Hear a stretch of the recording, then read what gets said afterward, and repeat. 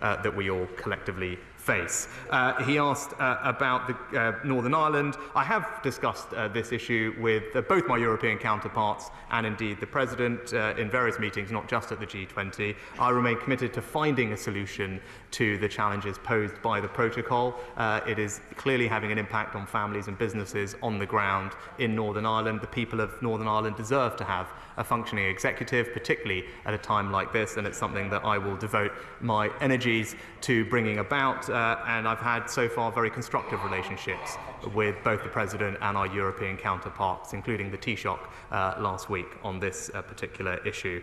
On trade, I think the broad overarching comment I would make to him is, when it comes to trade deals, whoever they may be with, what I won't do is sacrifice quality for speed. I think it is important. I think it is important that we take the time. It is important that we take the time to get trade deals right. Of course, this government believes wholeheartedly in the power and the benefits of free trade. It's something that we will champion around the world.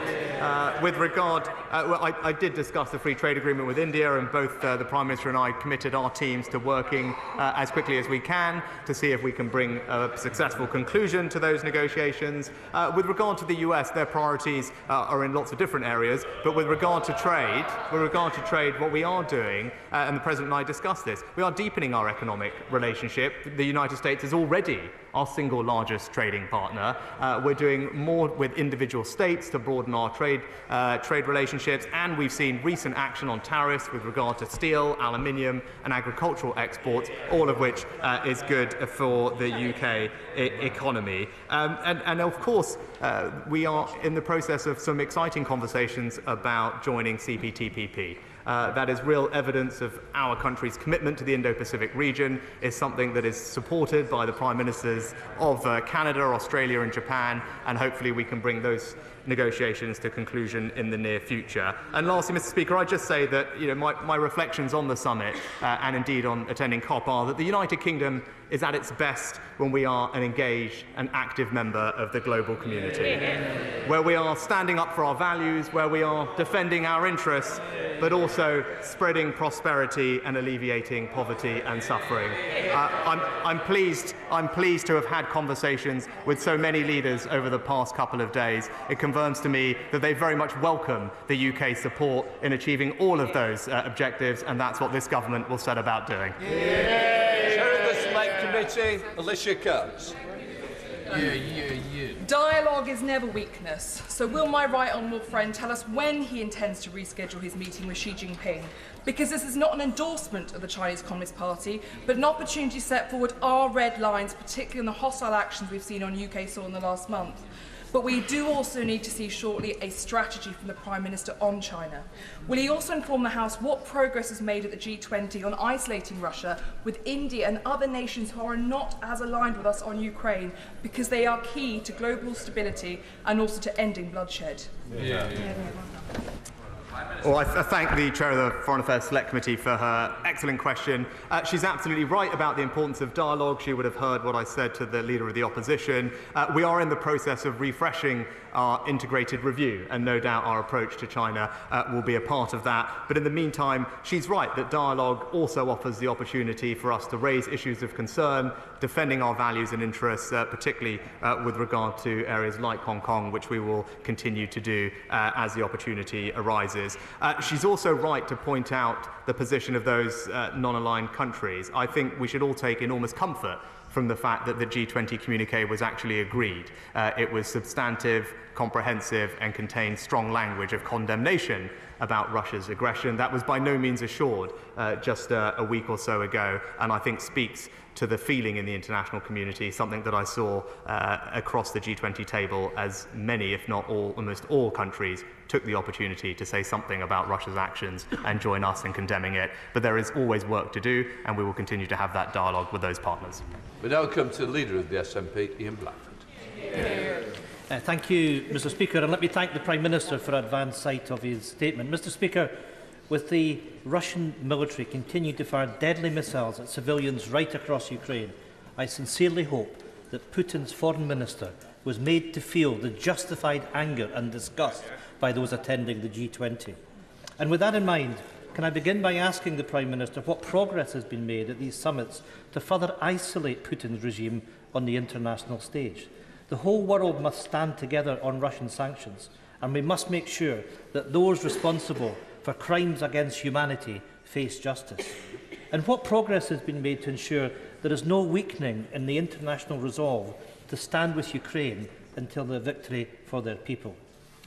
Mr Speaker, in terms of G20 discussions on the economy, the Prime Minister and the Chancellor keep referring to the global factors to blame for the financial crisis facing families across these islands. It's the excuse that they are using to impose austerity 2.0 in today's financial statement. But if this is really all to do with global factors, can the Prime Minister explain why the UK is the only G7 economy that is smaller today than it was before the pandemic? Why is the UK the only G7 country enacting austerity 2.0? The reality is this is a political choice. And finally, on the proposed Indo-Pacific trade deal, the latest Brexit fire sale that threatens to sell out our farmers and crofters. Not only this evidence continues to mount that the Brexit effect to reduce our economy by 4%, a factor that is driving Tory austerity.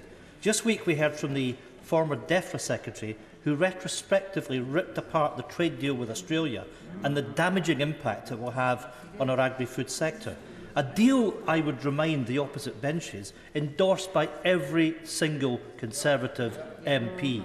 So can the Prime Minister explain to Scotland's food and farming industries why he is so committed to pursuing yet another Brexit deal which will deliver a hammer blow to their businesses?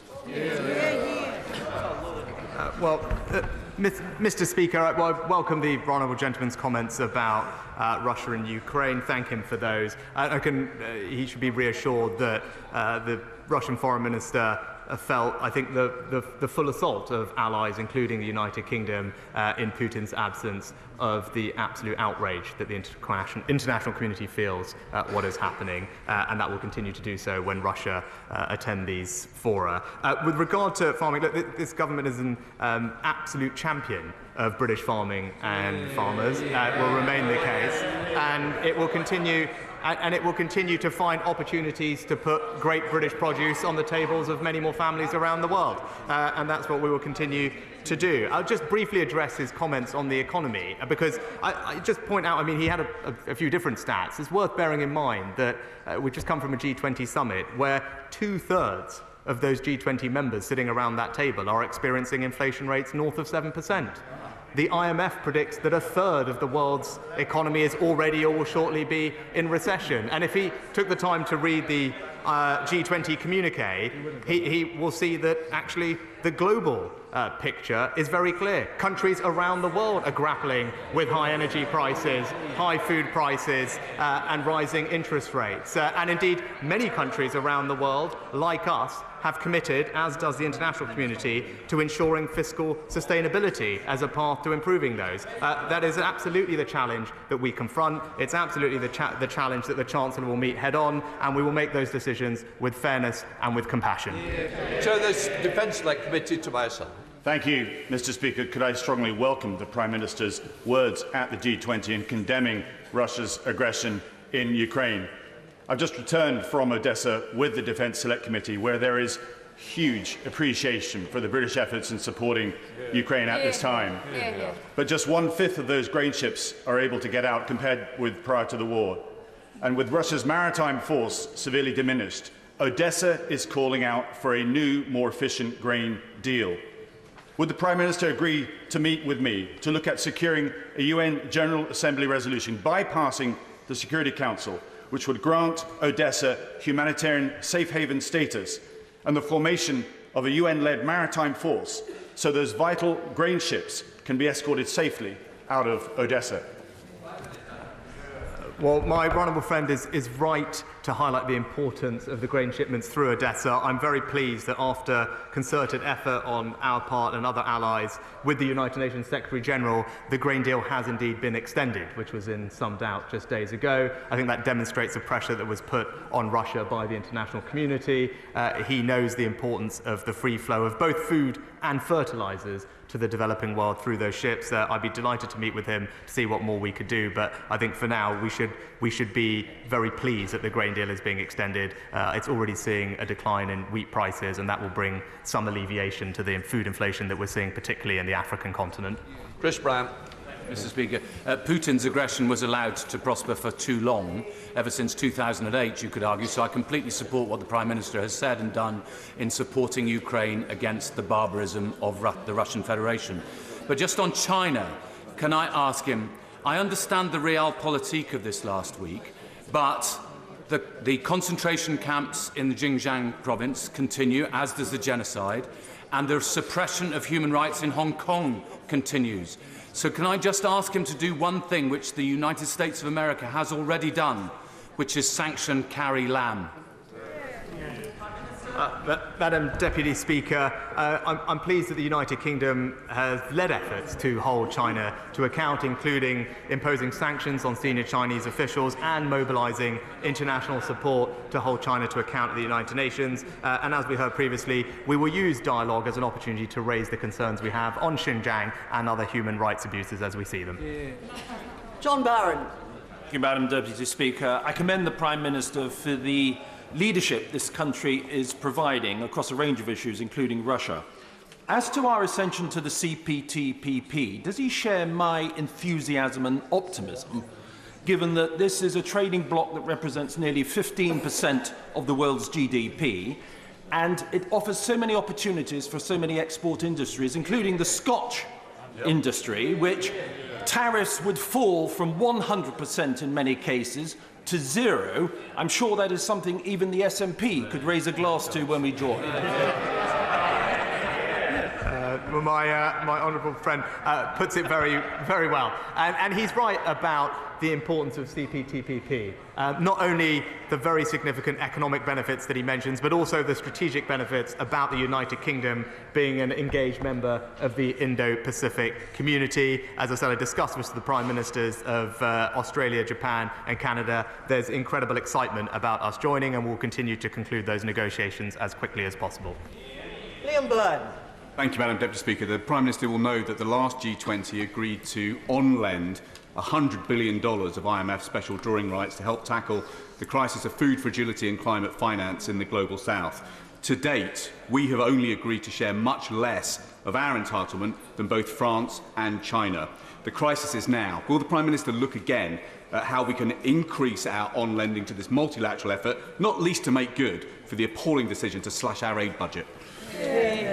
Madam Deputy Speaker, I was pleased as Chancellor to actually usher through the special drawing rights allocation at the IMF, which is providing enormous relief to countries around the world. I met with the Managing Director of the IMF to discuss how we can do more. But remember, the SDR allocation is just one part of our efforts to support people around the world. Also recently pleased to announce a £1 billion commitment to the Global Fund, something that was warmly welcomed, especially by countries in Africa. Geoffrey Clifton-Brown.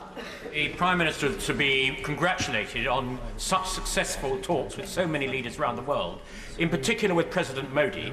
Could he update the House on other matters other than trade he discussed? For example, the granting of visas for highly skilled people to fill those needs in this country, possibly on environment, but above all on the issue raised by the Foreign Affairs Committee, India's stance to supporting Ukraine as the world's biggest democracy.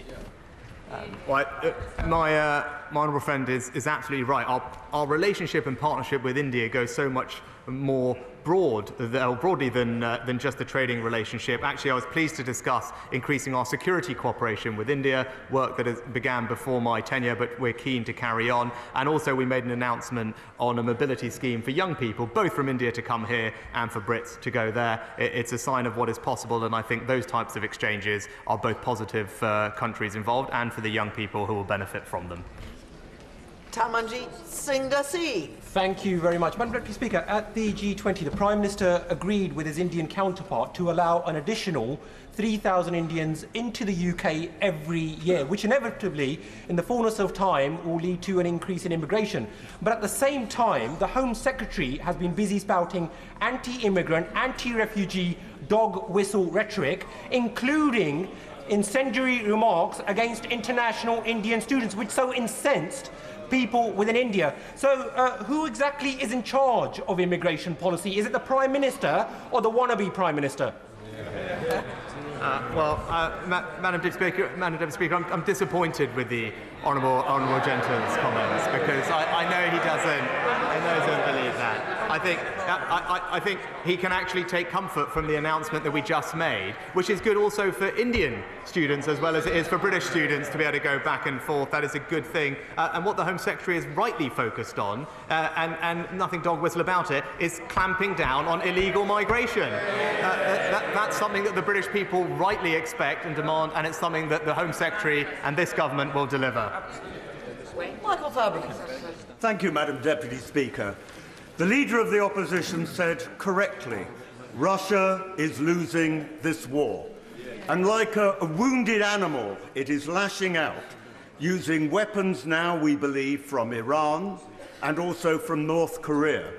Was any consideration given to additional sanctions on those two countries and also possibly excluding Russia from membership of the G20?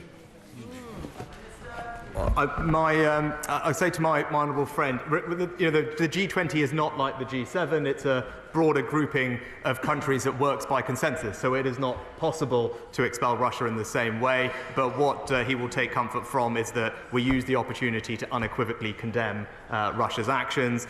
With regard to sanctions on Iran and others, he will know or may be aware that we have recently imposed new sanctions on Iran, but related specifically to their treatment of protesters in the recent demonstrations. It's the right thing to do. The behaviour of the Iranian regime is not acceptable, and we should hold them to account for it. Hilary Mann. Thank you very much indeed, Madam Deputy Speaker. Facing the worst drought in 40 years, tens of millions of people in East Africa are going hungry. Children are dying today of malnutrition, and the United Nations expects a famine to be declared before the end of the year. While recognising the humanitarian aid that the UK has already given, does the Prime Minister recognise that the international community now needs to do more to save lives and not wait for that formal declaration of famine? Well, Madam Deputy Speaker, the UK is already tackling this issue head-on. At UNGA, we announced funding in particular for famine support in Somalia, and our work on helping to secure an extension to the Black Sea Grain Initiative will make an enormous difference to the people that he rightly cares about, as do I. But I'd also let him know that countries in Africa were very pleased by our commitment to the Global Fund, because they know that will also help alleviate some of the difficulties that they're facing. Siobhan Bailey. Deputy Speaker, multinationalism has never been more important given current global pressures and threats, not least in protecting the people of Ukraine. But despite Twitter mainly having a meltdown over flowery shirts, as this was his first G20 as Prime Minister, can my right honourable friend tell us how useful he found the meeting for relationship building and consolidating joint international working? Well, I could say to my honourable friend, of course these summits are helpful in coordinating global action on tackling challenges like inflation or indeed supporting Ukraine. But it's also helpful in building those relationships with foreign leaders that can deliver tangible benefit for people here at home. Most recently, we've seen that given the dialogue we are now having with President Macron, the French, that's led to a new deal to help us tackle illegal migration. That's an example of why these dialogues and summits matter, but it's delivering real change for people here at home. Ben Bradshaw. Thank you, Madam Deputy Speaker. And further to his replies about our relationship with India, why are Britons alone in Europe currently excluded from the Indian e-visa scheme, which is doing more damage to our hard-pressed travel and tourism sector and extreme inconvenience for British families who want to visit relatives in India in the months to come? Did his discussions with Prime Minister Modi give him any hope that this ban might be lifted any time soon? I can tell my honourable friend it is something that we discussed and raised. Of course, I would like to see the United Kingdom included on the e-visa scheme, and he can rest assured that we'll continue to raise it with our Indian counterparts. Shailesh Vara.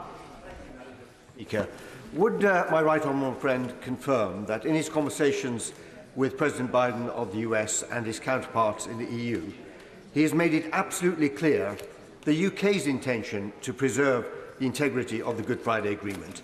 And would he also confirm that in so doing, it is not unreasonable for the UK, an independent and sovereign nation, to be able to maintain its own economic integrity?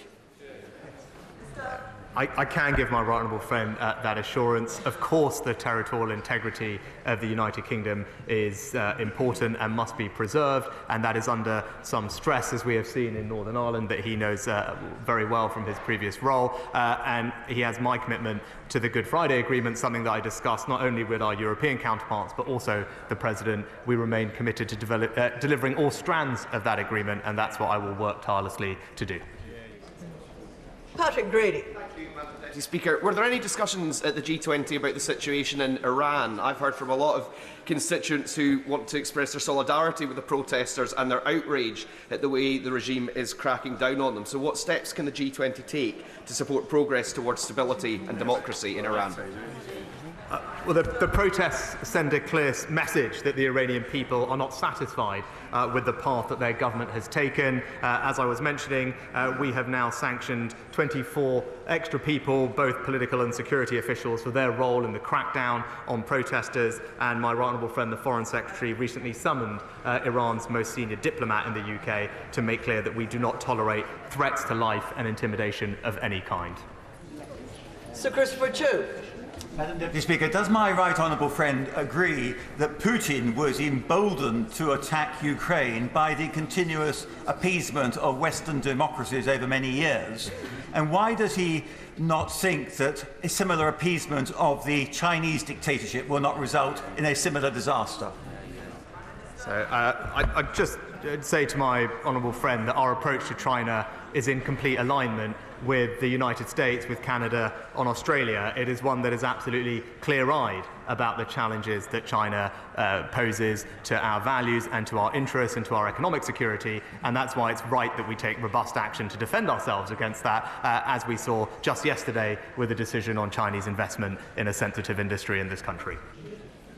Dame Diana Johnson. Thank you, Madam Deputy Speaker. One of the key global challenges facing the G20 is migration and refugees. And I know this country has a proud history of fulfilling our international obligations to the most vulnerable, including children. So could the Prime Minister just confirm that no unaccompanied asylum-seeking children under the age of 8 are currently being held at Manston? And if he doesn't know the answer, could he write to me as a matter of urgency? Thank you. I'd be happy to write to the right honourable lady.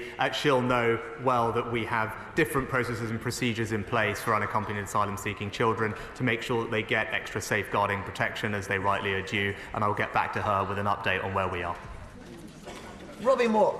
Thank you, Madam Deputy Speaker. Russian attacks on Ukrainian energy infrastructure in recent weeks just show the full extent of Putin's complete desperation. So can the Prime Minister confirm that the UK is providing Ukraine with the energy equipment and the support that they need to help repair their infrastructure so that they can keep their lights on and their heat coming in the months ahead? My honourable friend is absolutely right to raise this particular need of the Ukrainians. It's something that I've discussed a couple of times with President Zelensky, and I can assure him in the House that we are playing our part in providing funding and expertise to help resolve some of the issues, and the Ukrainians, I know, are very grateful for that support. Caroline Lucas. Thank you, Madam Deputy Speaker. The G20 communiqué urged all parties to finalise and adopt the forthcoming COP15 Global Biodiversity Framework in Montreal. At this crisis time for nature, both globally and at home, he'll know the importance of leading by example. So as well as accelerating the UK's domestic environmental agenda, will he ensure that he's not forced into another last-minute U-turn as we saw ahead of COP26? Will he commit now to attending COP15 in person and show that leadership? Madam Deputy Speaker, I don't think anyone can doubt our commitment to biodiversity and nature. It was something that the United Kingdom proudly led at Glasgow last year to put it on the agenda. We'll have a range of different people attending Montreal, but I was very pleased that we ensured that the G20 communiqué reaffirmed the G20's commitment to the targets that were set at COP. That was something that we fought very hard for, and we should all rightly be proud that it is there in the G20 communiqué. Roman Chishti. Speaker, can I ask the Prime Minister a specific question with regards to the conversation he had with Prime Minister Trudeau? The United Kingdom and Canada have a specifically close relationship by being members of the G7, G20, Five Eyes, NATO and the Commonwealth. Whether it's friendships in Parliament or whether it's friendships with world leaders, one needs to know where they stand. Can I ask the Prime Minister, did he ask Prime Minister Trudeau with regards to Canada stepping up to its 2% GDP towards NATO? And did the United Kingdom ask Canada to do more in the high north, the Arctic, where we face greater threat from Russia and they have a specific expertise in that area?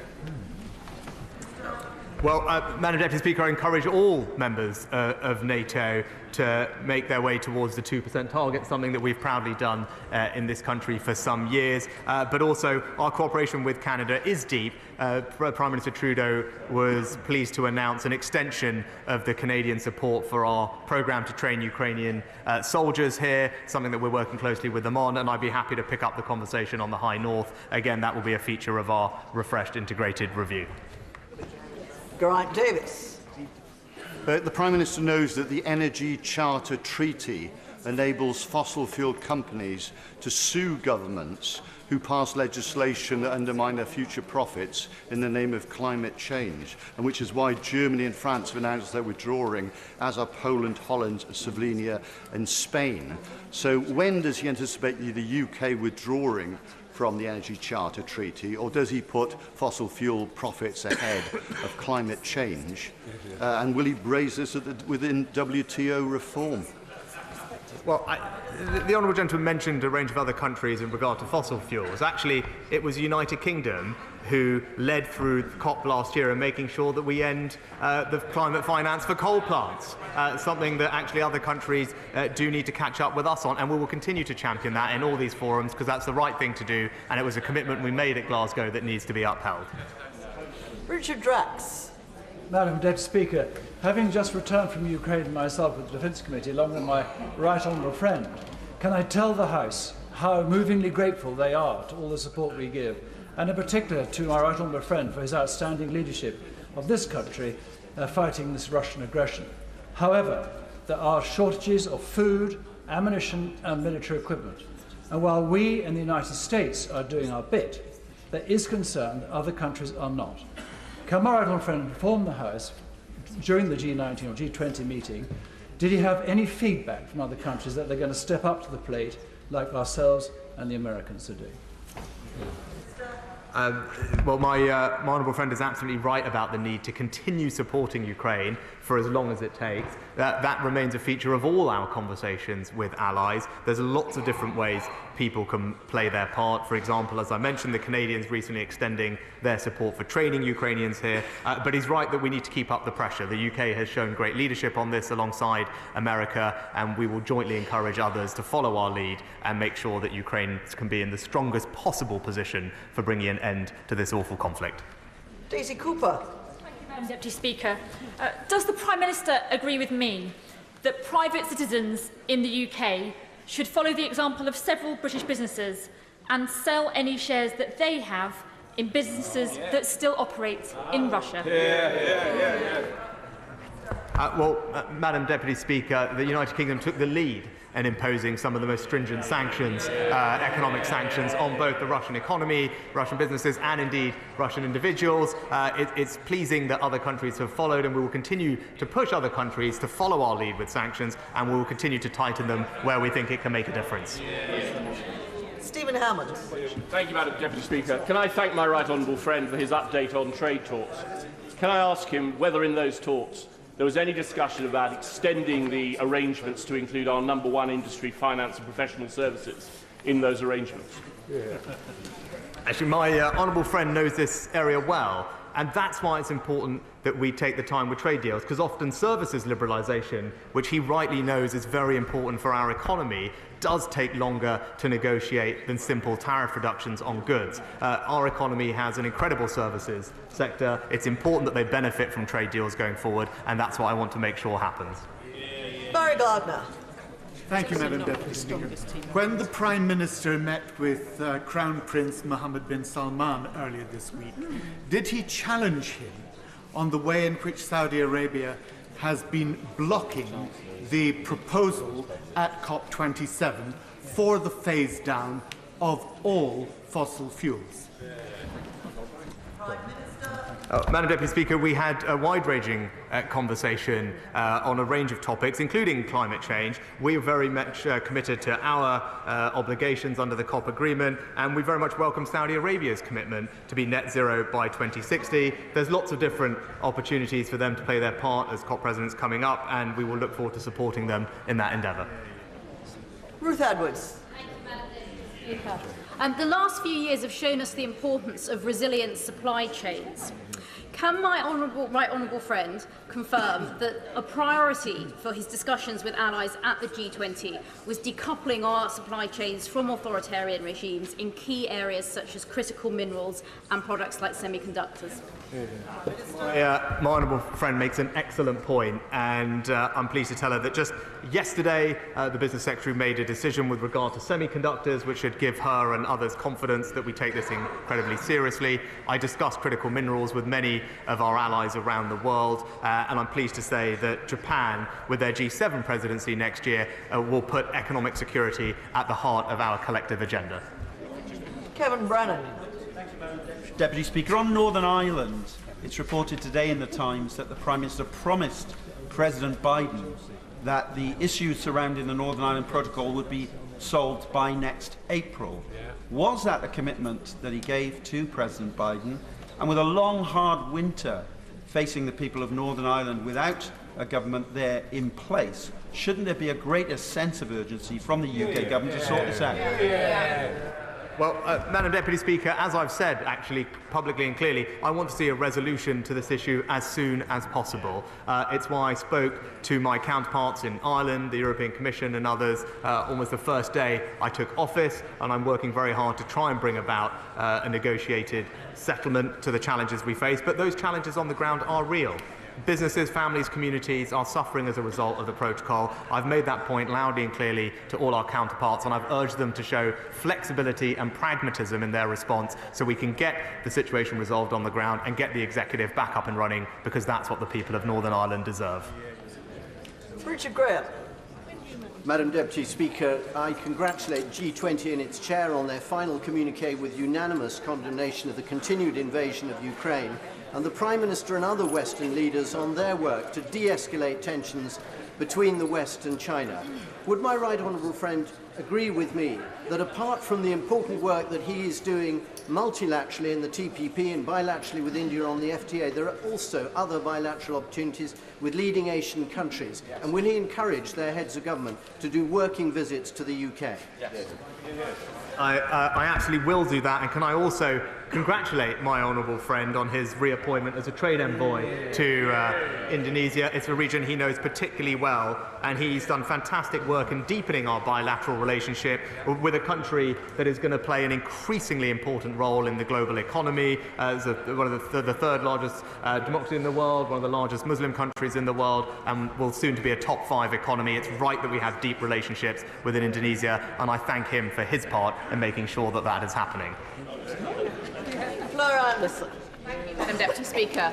Water and sanitation is a major global crisis, causing conflict, migration, equality for women and girls, and health outcomes which are easily preventable. Can the Prime Minister confirm whether he had conversations about the water and sanitation crisis with other G20 members, and will he reverse the 80% FCDO cuts to water and sanitation projects?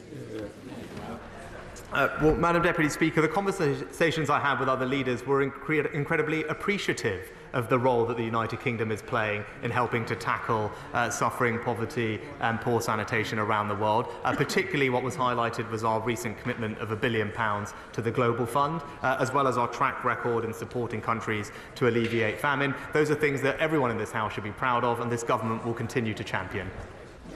Laura Farris. Thank you, Madam Deputy Speaker. The whole House will welcome the shared commitment to the defence of Ukraine and the rule of law.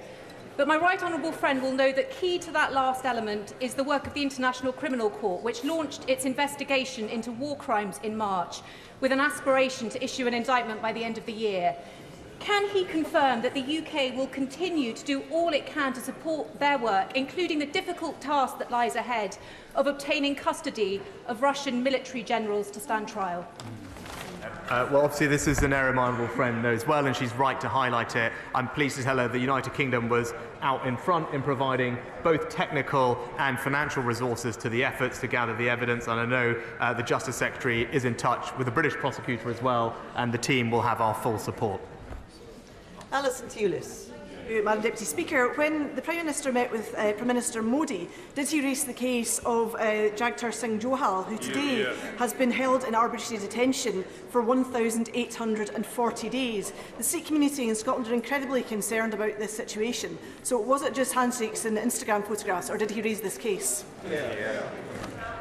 Madam Deputy Speaker, we've consistently raised our concerns about Mr Jahal's case directly with all levels of the Indian government. I discussed more generally the issues around extradition with Prime Minister Modi, and the Foreign Secretary raised this case with India's Minister of External Affairs just last month on his visit to India.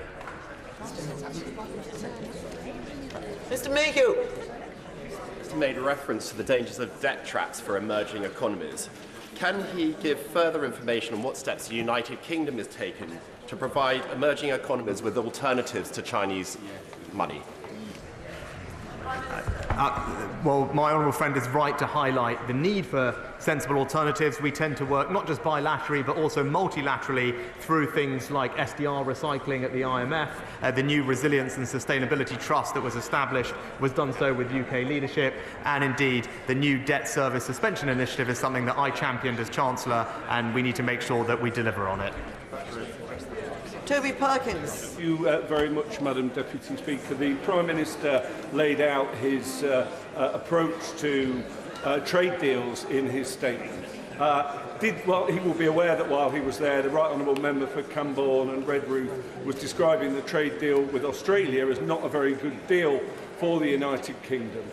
Does the Prime Minister agree with the Right Honourable Member, who was formerly the Environment Secretary, and if so, what's he going to do about it? Before the Prime Minister attempts to answer the question, there's far too much noise in the chamber. I mean, you would think that people were anticipating something happening and chatting amongst themselves instead of giving their full attention to the important answers the Prime Minister is giving to important questions. Prime Minister. Thank you, Madam Deputy Speaker. Maybe not as important as what's about to come from the Chancellor. But all trade deals involve give and take on both sides. The Australia trade deal will open up new markets for 3 million British jobs, which is fantastic, reduce prices for Australian goods and make it easier for young people to move back and forth between those two countries. And going forward, we will ensure that our trade deals work for the UK. That's what we'll deliver. Rob Butler. Thank you, Madam Deputy Speaker. The Prime Minister has reaffirmed the government's strong commitment to supporting Ukraine in the face of Russia's illegal and inhumane invasion and underlined the leadership that we provided to other countries. Can he confirm that our superb armed forces will continue to provide the appropriate support, especially in training Ukraine's brave defenders to ensure that evil cannot triumph, that Putin fails, and did he encourage other G20 members to do likewise? My honourable friend makes an excellent point, and it's an issue that he's rightly championed on previous occasions. I can give him that reassurance. The NATO Secretary General was just in the United Kingdom days ago visiting the training that we're providing for Ukrainian soldiers. It's something that is looked at favourably by many allies around the world, which is why Prime Minister Trudeau was pleased to confirm when he was with me an extension to Canadian support for that programme, and hopefully many more countries will follow. Tony Lloyd. Madam Deputy Speaker, it's not so many months ago that any international conference like the G20 would have been seized with the situation in Afghanistan. Afghanistan has now gone off the agenda, but the humanitarian crisis there is one that is moving into absolute tragedy as people are facing starvation. Can the Prime Minister tell us what conversations did take place about Afghanistan, or in any case, will he now reconvene the kind of donor conference that could make a material difference to starvation in that country? My honourable friend is right to highlight that Afghanistan continues to experience one of the world's worst humanitarian crises. That's why earlier this year we co-hosted a UN pledging summit together with Germany and Qatar that helped raise over $2 billion for Afghanistan. But he's right to put it on the agenda, and I'll make sure that we continue to do what we can to support the people there. Bob Blackman. Thank you, Madam Deputy Speaker. A free trade deal with India is a tremendous opportunity for both the United Kingdom and India. And I agree with my right honourable friend, we should not sacrifice quality at the expense of doing a deal quickly. However, during his discussions with Prime Minister Narendra Modi, what obstacles did he actually clear so that we can actually get on with the free trade deal that we all want to see? Well, I know my honourable friend has rightly been a significant champion of this deal and our relationships with India. I'm pleased to have his support. Now, without negotiating for all these things in public, I'm pleased that the majority of the substantive negotiations conversations were concluded by the end of October. We will now work at pace with the Indian teams to try and resolve the issues and come to a mutually satisfactory conclusion. We're a house. Thank you, Mr. Speaker. Our closest trading partners are still in the EU. Can you update us what you did during the G20 summit to improve relationship with EU countries, which, to say the least, are still fragile since Brexit? Mr. Deputy Speaker, we may have left the EU, but we have not left Europe, and it's important that we maintain strong and positive relationships with our European partners and allies. That's very much what I intend to do, and I'm pleased that those conversations have been going well. Tom Byrne. Thank you very much, Mr. Speaker. I'm glad that the situation regarding refugees all over the world was discussed, but no debate on refugees can be complete without a discussion about the plight of the Rohingya. Could my right honourable friend confirm to me that world leaders considered and had a discussion about further support we can provide to Rohingya refugees, who are the largest refugee camp in the world and one of great concern for my constituents? Prime Minister. Well, I know this is an issue of concern for my honourable friend, and it's right that he raises it and champions the case. I'm pleased to tell him that we have sanctioned those people responsible, and we will continue to make sure that we can provide whatever support we can to the people who need our help. John Trickett. Grateful, Mr. Speaker. In the communique from the G20, the words food supply, or food scarcity are mentioned 54 separate times.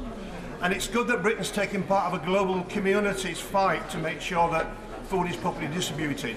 But last year, before the Ukraine war, 1 in 9 Britons were driven to use a food bank. Isn't it clear it wasn't disruption of food which was a problem, it was poverty. Poverty driven by number 10 and number 11 when he was in the Treasury. And isn't it clear that for the poor of Britain, this is a nightmare, that hunger is a nightmare created by Downing Street? Well, Mr. Speaker, the Chancellor is about to deliver a statement that's going to ensure that our economy is strong, that we support the most vulnerable, and we have a clear platform for growth. I'd urge the honourable gentleman to wait for it. Good job. Thank you, Mr. Speaker. Peace on the continent must be restored. It's a fact that no one in Europe is truly safe until Putin fails. Can my right honourable friend update the House on how we will make this happen alongside our global allies in the G20? Well, Mr. Speaker, what's important is that Russia understands that the global community speaks with one voice in condemning its illegal and barbaric actions. I'm pleased that the G20 communique expresses that sentiment, as many more countries are joining our efforts to stand up to Russian aggression and support Ukraine. Margaret Farray. Mr. Speaker, during talks on the CPTPP, did the Prime Minister convey the concerns of the UK's fantastic food and farming industries? And what assurances was he able to obtain that these industries will be considered and protected as negotiations continue? Well, Mr. Speaker, I stand by our commitment not to compromise the United Kingdom's high environmental, animal welfare and food safety standards, and will ensure that our trade deals open up new markets for British farmers. Luke Evans.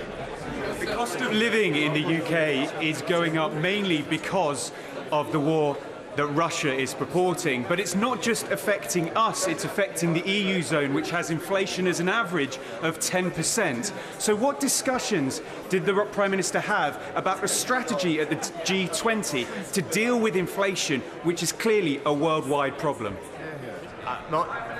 My honourable friend is absolutely right to highlight the global nature of these challenges that we are facing, in part caused by Russia's aggression. The G20 communique is clear on responsibility of individual countries to ensure financial stability, and as it says, that means delivering long-term fiscal sustainability, and that's what this Chancellor will deliver. Jim Shannon. Mr. Speaker, can I thank the Prime Minister very much for his statement and for his strong stance on behalf of the United Kingdom of Great Britain and Northern Ireland. We thank you for that. The actions of Putin and his regime have driven 2/3 of the G20 countries into economic distress, raised inflation for us in this country by 10 to 11%, and talk of a recession are prevalent for many countries. Russia is the enemy within in the G20. What is the Prime Minister doing to align with all other G20 countries to ostracise Russia and to reduce their influence and indeed, if possible, their very membership of the G20? Well, Mr. Speaker, it is not possible in a consensual organisation to expel Russia, but I'm pleased to say to the honourable gentleman that we work closely with all partners across the G20 to deliver a strong, unified message that the threat and use of nuclear weapons is inadmissible, and today's era must not be the era for war. I think Russia heard that message loud and clear. Baron Bell. Thank you, Mr. Speaker. I share my right honourable friend's view that China presents a systemic challenge to the West. We've just seen in Russia how an authoritarian action can use their role in our supply chains to do damage to the global economy. So can my right honourable friend confirm that when we do engage with China on global issues like climate change or public health, he'll never do so at the expense of our national or economic security? I can absolutely give my honourable friend that assurance. We will always be robust in defending our values and our interests, and that starts with our national security. John Morrow. Thank you, Mr. Speaker. Thank you very much. The government's mishandling of the Northern Ireland Protocol negotiations is acting as a barrier to trade deals and to scientific collaboration. The Prime Minister says he was much influenced by his time at Stanford. Surely he understands the key role of science and scientific research in driving economic growth, something we sorely need at the moment. Is he really going to exclude British scientists from the world's biggest scientific research programme, Horizon? Prime Minister. I think, Mr. Speaker, no one can doubt my commitment personally to ensuring that the UK remains, as it is, a scientific and technological superpower. That's why we've increased the R&D budget. That's why we're deregulating to support innovation. That's why we're reforming our capital markets to get money to all the companies who need it. We'll hear more from the Chancellor about that, but I can give the Honourable Lady every assurance. Innovation is the way we drive growth, and that's what the government will deliver. That completes the statement on the G20. Before we come to the statement by the Chancellor of the Exchequer, I'd like to point out that the British Sign Language interpretation of the statement and opposition front bench's responses will be available to watch on Parliament Live TV. I now call the Chancellor of the Exchequer to make a statement. Jeremy Hunt.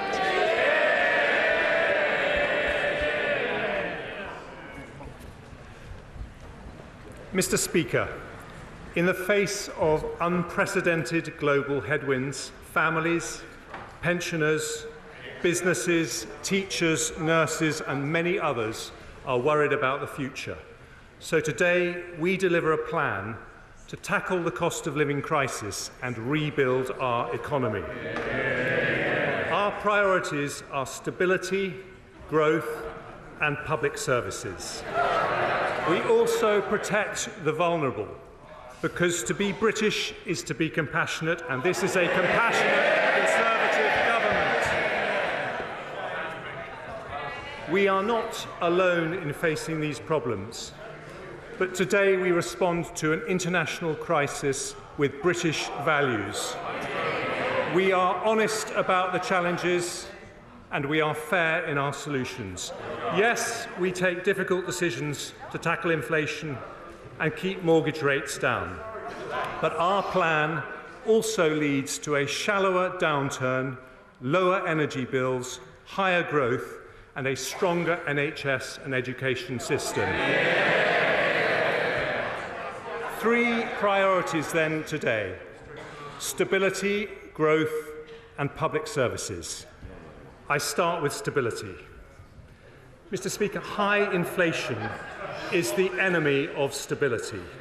It means higher mortgage rates, more expensive food and fuel bills, businesses failing and unemployment rising. It erodes savings, causes industrial unrest and cuts funding for public services. It hurts the poorest the most and eats away at the trust upon which a strong society is built. The Office for Budget Responsibility confirms global factors are the primary cause of current inflation. Most countries are still dealing with the fallout from a once-in-a-century pandemic. The furlough scheme, the vaccine rollout and the response of the NHS did our country proud, but they all have to be paid for. The lasting impact on supply chains has made goods more expensive and fuelled inflation, and this has been worsened by a made-in-Russia energy crisis. Putin's war in Ukraine has caused wholesale gas and electricity prices to rise to 8 times their historic average. Inflation is high here, but higher in Germany, the Netherlands and Italy. Interest rates have risen here, but faster in the US, Canada and New Zealand.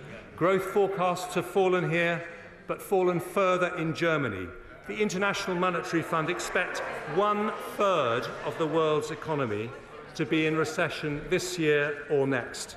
So the Bank of England, which has done an outstanding job since its independence, now has my wholehearted support in its mission to defeat inflation, and I today confirm we will not change its remit. But we need fiscal and monetary policy to work together, and that means the government and the bank working in lockstep.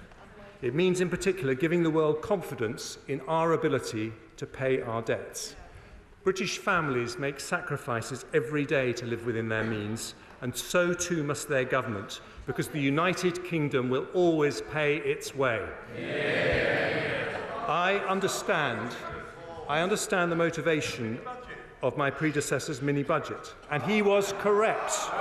He was correct to identify growth as a priority.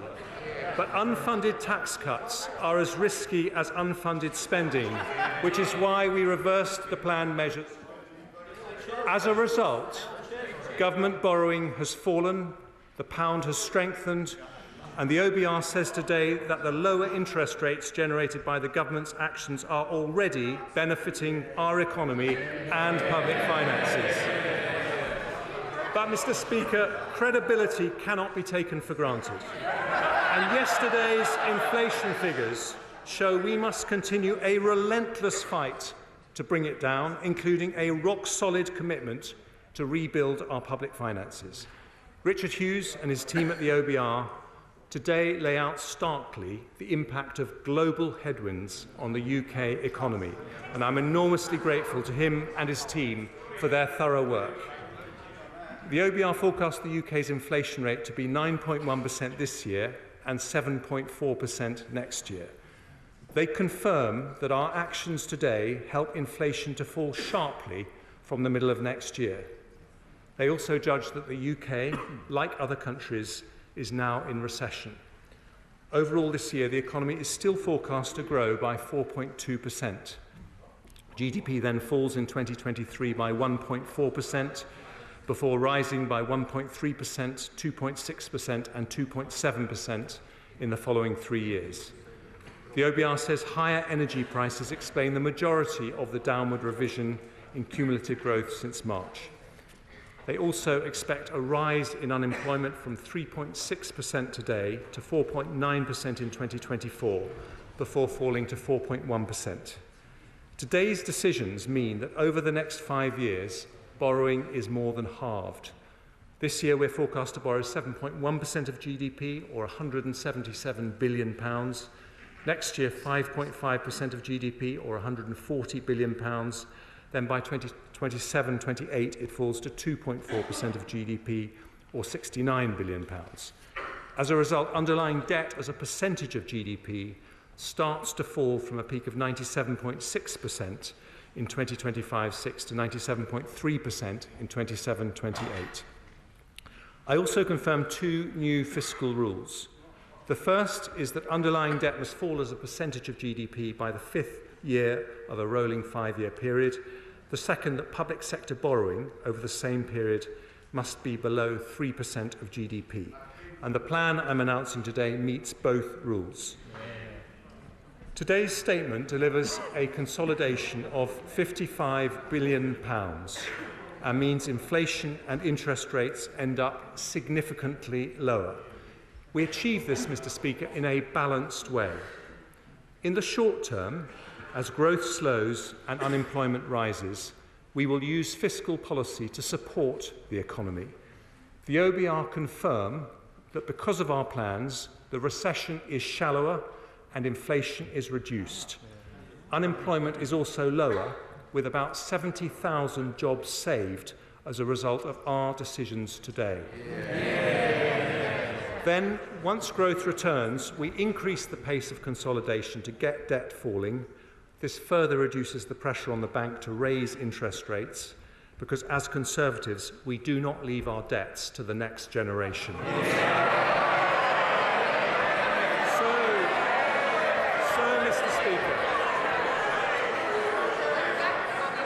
So, Mr. Speaker, this is a balanced path to stability, tackling inflation to reduce the cost of living and protect pensioner savings whilst supporting the economy on a path to growth. But it means taking difficult decisions. Anyone who says there are easy answers is not being straight with the British people. Some argue for spending cuts, but that would not be compatible with high-quality public services. Others say savings should be found by increasing taxes, but Conservatives know that high-tax economies damage enterprise and erode freedom. We want low taxes and sound money, but Conservatives know sound money has to come first, because inflation eats away at the pound in people's pockets even more insidiously than taxes. So with just under half of the £55 billion consolidation coming from tax and just over half from spending, this is a balanced plan for stability. I turn first to our decisions on tax. I have tried to be fair by following two broad principles. Firstly, we ask those with more to contribute more, and secondly, we avoid the tax rises that damage growth. Although my decisions today do lead to a substantial tax increase, we have not raised headline rates of taxation, and tax as a percentage of GDP will increase by just 1% over the next 5 years. I start with personal taxes. Asking more from those who have more means that the first difficult decision I take on tax is to reduce the threshold at which the 45p rate becomes payable from £150,000 to £125,140.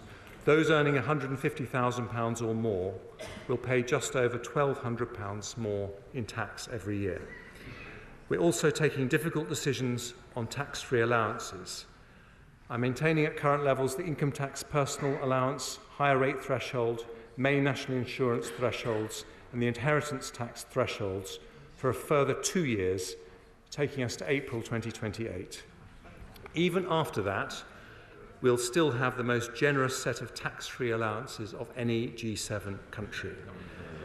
I'm also reforming allowances on unearned income. The dividend allowance will be cut from £2,000 to £1,000 next year and then to £500 from April 24. The annual exempt amount for capital gains tax will be cut from £12,300 to £6,000 next year and then £3,000 from April 24. These changes still leave us with more generous allowances than countries like Germany, Ireland, France and Canada. Because the OBR forecast half of all new vehicles will be electric by 2025, to make our motoring tax system fairer, I've decided that from then, electric vehicles will no longer be exempt from vehicle excise duty. Company car tax rates will remain lower for electric vehicles, and I've listened to industry bodies and will limit rate increases to 1 percentage point a year for 3 years from 2025. The OBR expects housing activity to slow over the next 2 years, so the stamp duty cuts announced in the mini-budget will remain in place, but only until the 31st of March 2025. After that, I will sunset the measure, creating an incentive to support the housing market and the jobs associated with it by boosting transaction during the period the economy most needs it. I now turn to business taxes. While I've decided to freeze the employer's NICS threshold until April 2028, we will retain the employment allowance at its new higher level of £5,000. This means 40% of all businesses will pay no NICS at all. The VAT threshold is already more than twice as high as the EU and OECD averages. I will maintain it at that level until March 26. My right honourable friend, the Prime Minister, successfully negotiated a landmark international tax deal to make sure multinational corporations, including big tech companies, pay the right tax in the countries they operate. I will implement these reforms, making sure the UK gets our fair share. Alongside further measures to tackle tax avoidance and evasion, this will raise an additional £2.8 billion by 27-28. I've also heard concerning reports of abuse and fraud in R&D tax relief for SMEs, so I've decided today to cut the deduction rate for the SME scheme to 86% and the credit rate to 10%, but increase the rate of the separate R&D expenditure credit from 13% to 20%. Despite raising revenue, the OBR have confirmed that these measures have no detrimental impact on the level of R&D investment in the economy. Ahead of the next budget, we'll work with industry to understand what further support R&D intensive SMEs may require. Next, windfall taxes. I have no objection to windfall taxes if they are genuinely about windfall profits caused by unexpected increases in energy prices. But I know the honourable members opposite are getting excited at the talk of windfall taxes. Can I just say that any such tax should be temporary, not deter investment, and recognise the cyclical nature of energy businesses. So, taking account of this, I've decided that from January the 1st until March 28, we will increase the energy profits levy from 25% to 35%. The structure of our energy market also creates windfall profits for low-carbon electricity generation. So from January the 1st, we've decided to introduce a new temporary 45% levy on electricity generators. Together, these measures raise £14 billion next year. Finally, I turn to business rates. It's an important principle that bills should accurately reflect market values. So we'll proceed with the revaluation of business properties from April 23. But I will soften the blow on businesses with a nearly £14 billion tax cut over the next 5 years. Nearly 2/3 of properties will not pay a penny more next year, and thousands of pubs, restaurants and small high street shops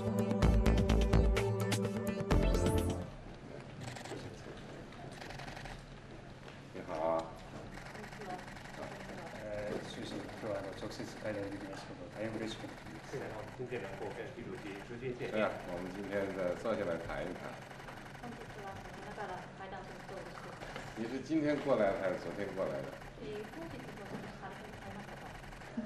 从巴厘岛。そうですね。本日こちらに移動してきました。今天刚刚到。我也是。啊，谢谢。你们这边。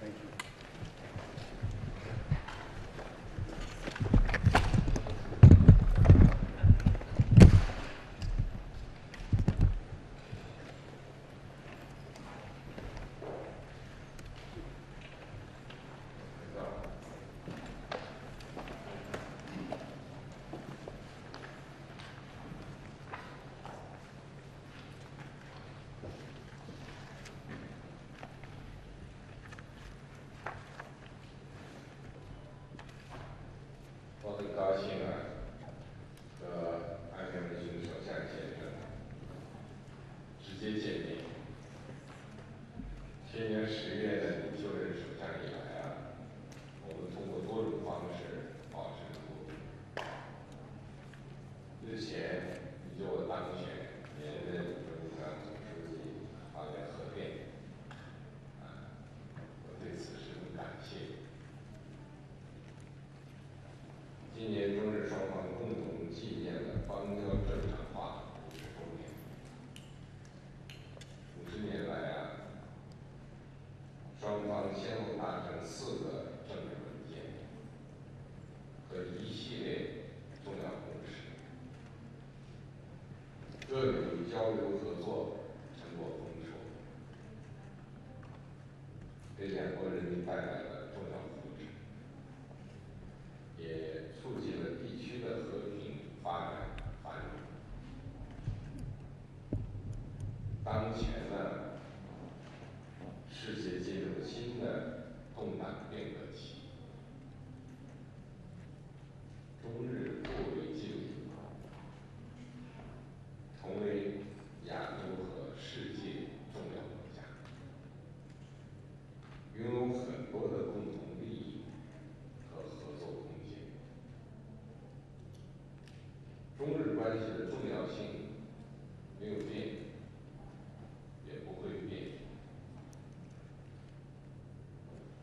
我愿同你一道，秉持政治家的责任担当，从战略角度把握好两国关系的大方向，构建契合新时代要求的中日关系。好谢谢，我先说这些。はい、習主席ありがとうございます。今回、習国家主席と初めて対面で会談を実施することとなりました。習主席とは昨年10月、初めて電話会談させていただきました。大変有意義な意見交換を通じ、建設的かつ安定的な日中関係の構築という大きな方向性について一致することができました。その後、国交正常化50周年を迎える中、新型コロナの影響はあるものの、両国間の交流は着実に回復されてきています。50周年記念日の9月29日に、習主席との間で非常に良いメッセージを交換することができました。現在、日中関係はさまざまな協力の可能性とともに多くの課題や懸案にも直面をしています。同時に日両国は地域と国際社会の平和と繁栄にとって共に重要な責任を有する大国でもあります。建設的かつ安定的な日中関係の構築を双方の努力により加速していくことが重要であると思います。本日は習主席との間でそのための率直な意見交換を行うことを楽しみにしております。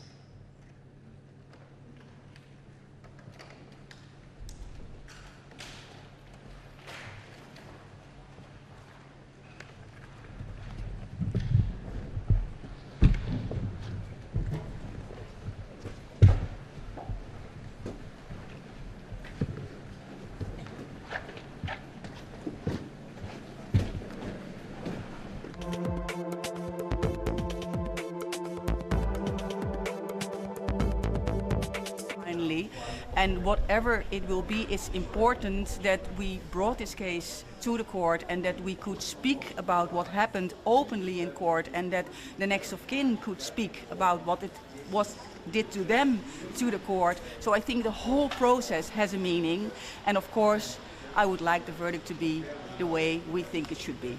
But it's up to the court. Will it be the final stop for you, or are you going to continue with the case? Yeah, this is in this sense, not a final stop because all the parties have 2 weeks to appeal. So if there is an appeal, then we have to go to the Court of Appeal. So it will happen, we will do it again there. And of course, like we always said, the investigation is also still going on about who was the crew, who was in that bug-tailor, and who allowed that bug-tailor to come to the Donbass at that moment. Does the prosecution mention Russia in any way in the demands for the court? We talk about that we think that the plane was shot down with the Buk missile, and that we also said that the bug-tailor that fired it came from the 53rd Brigade, which is a Russian part of it's a part of the Russian army. So in that sense, we talk about it.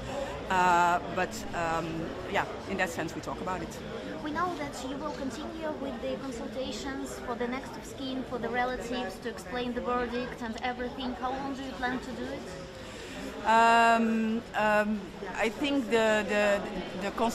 explaining the verdict to the next of kin, first we have to look into it ourselves. So that is, I think, more up to their lawyers at this moment.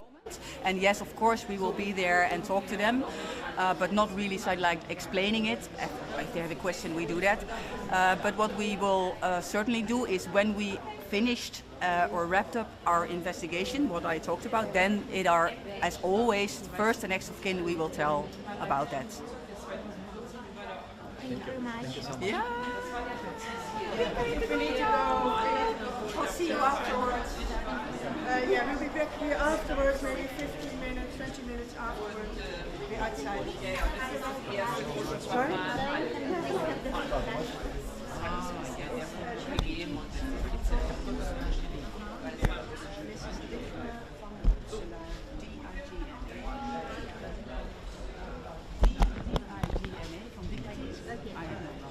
Yeah, this is good. Yeah, it's also at the court. Okay. And my function is also on there. Van Boetselaar. B-A-N. I have it here. Otherwise, my number I also put up in the. Remember, Van Boetselaar. Schrijf op, anders vergeet. Kunt schrijven, ja. En dan will sign Van Boetselaar. En voornaam? Ja, just Van Boetselaar. En dan you put MH17 will Google that out.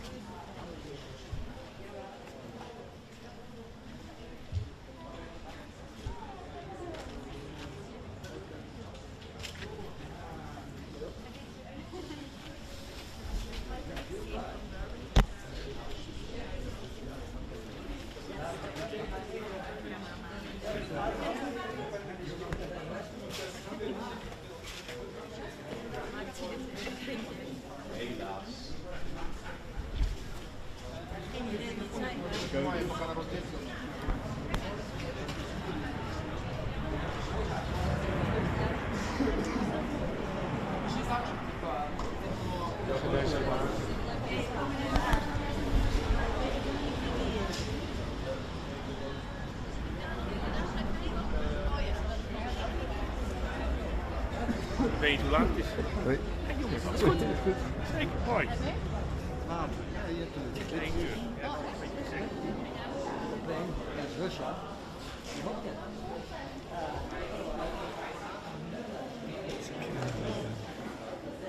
Het was goed. Het is van deze.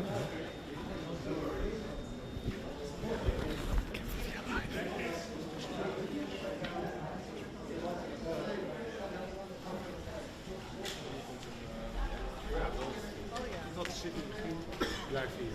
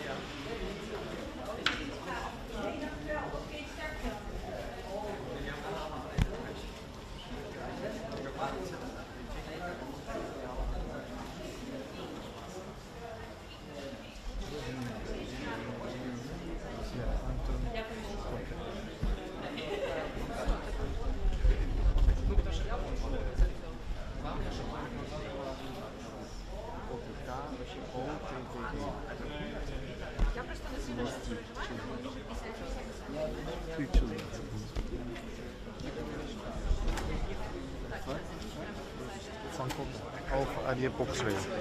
Van Sunak.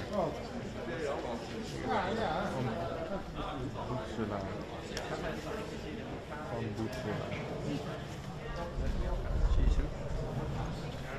Voorzitter.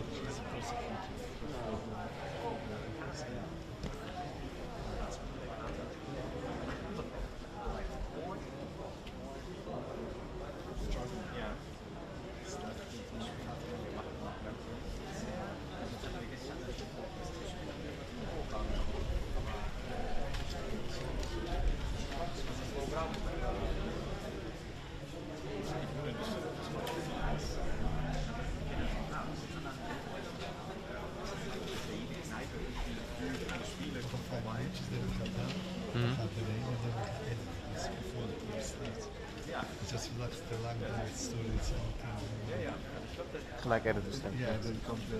Ja. Maar heb je laptop bij? Nee, het is een auto. Als je wil kan ik gaan auto pakken. Nee, ik kan zitten in de auto gaan rijden. Ik kan niet naar binnen, ik kan zo snel rijden. Als je wil kan ik editen. Of jij gaat editen, ik ga rijden. Nee, ik ga blijven hier. Oké.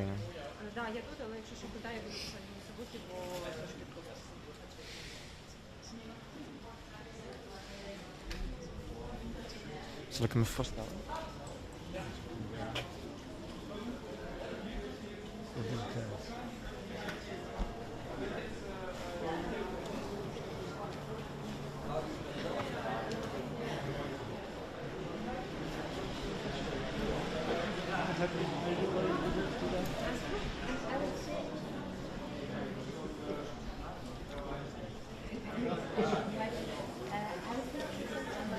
I'm live. I'm live. I shouldn't hang with you.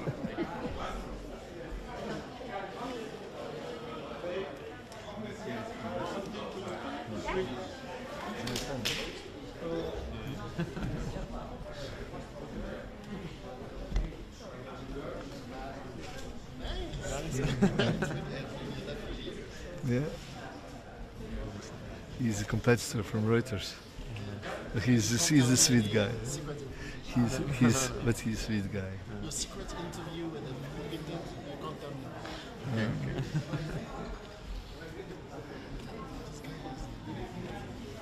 Does that make any sense? No. Or they were just interviewing? No. He don't know what he lost 3 kids, huh?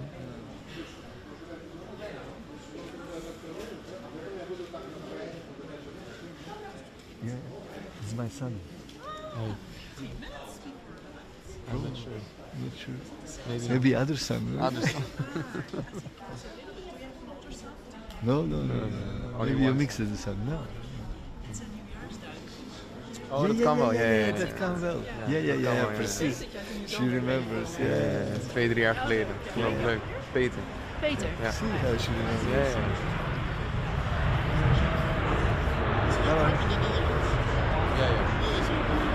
Yeah, I speak Dutch, yeah.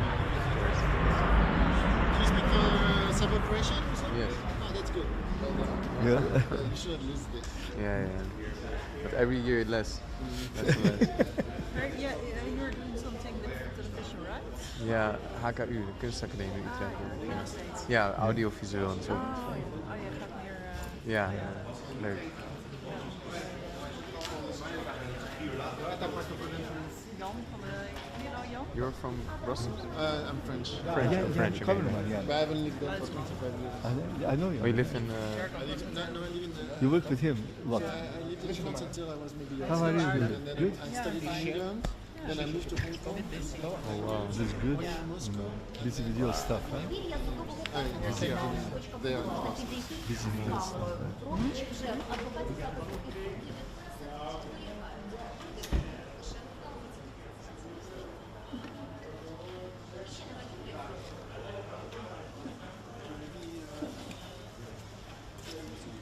Yeah, maybe less from the people who are new to New Zealand. What's the difference between people who are here?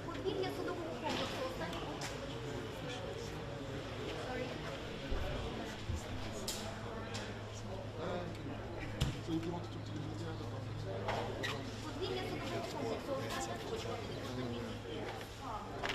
I can make some exteriors. yeah, and maybe we can film people. What's that big group of people around?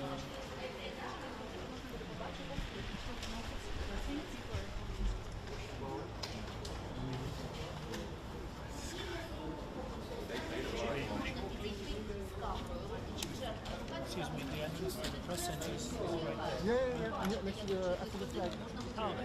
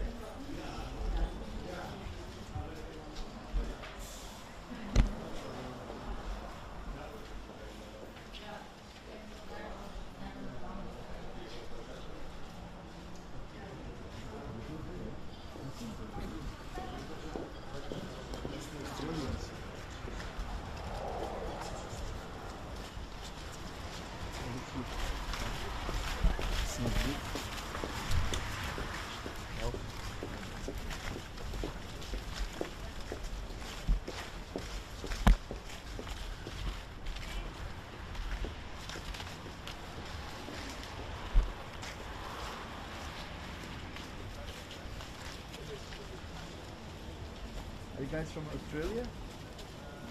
Yes. I'm searching for Julie and Paul. Who's the main person? Oh, Paul Guard? Yeah. Yeah, I'm not sure where they are. I think they already went in. She's over there. Okay.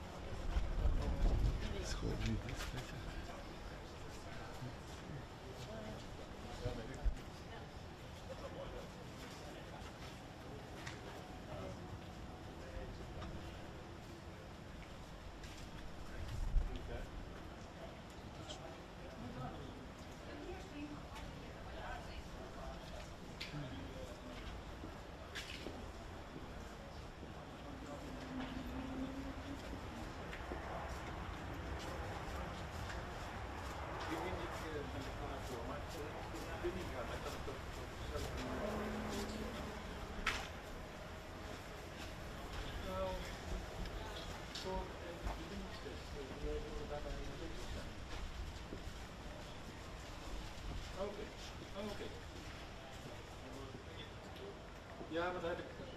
Nee, dan ben ik bij Joyce op. Ik had de indruk dat jij er ook in betrokken was. Dan is het goed.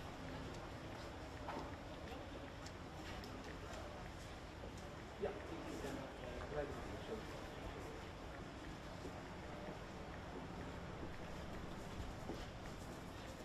Dat kijk je. Dank je.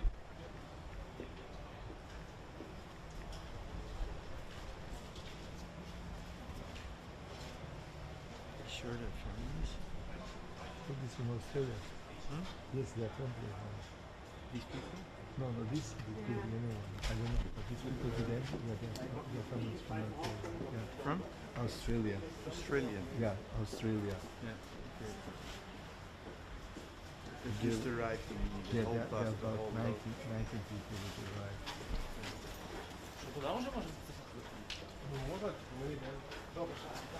So they always bring something panicky. Who? Let's see. 5 minutes we go down and then I go to edit. That's good.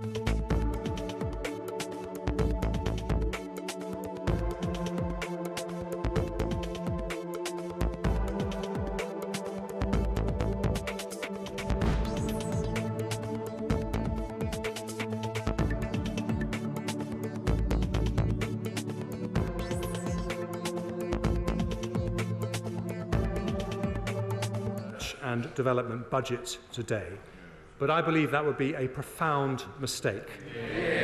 In our 2017 manifesto, we announced a target to invest 2.4% of our GDP in R&D, and the latest ONS data suggests the UK is close to meeting that target.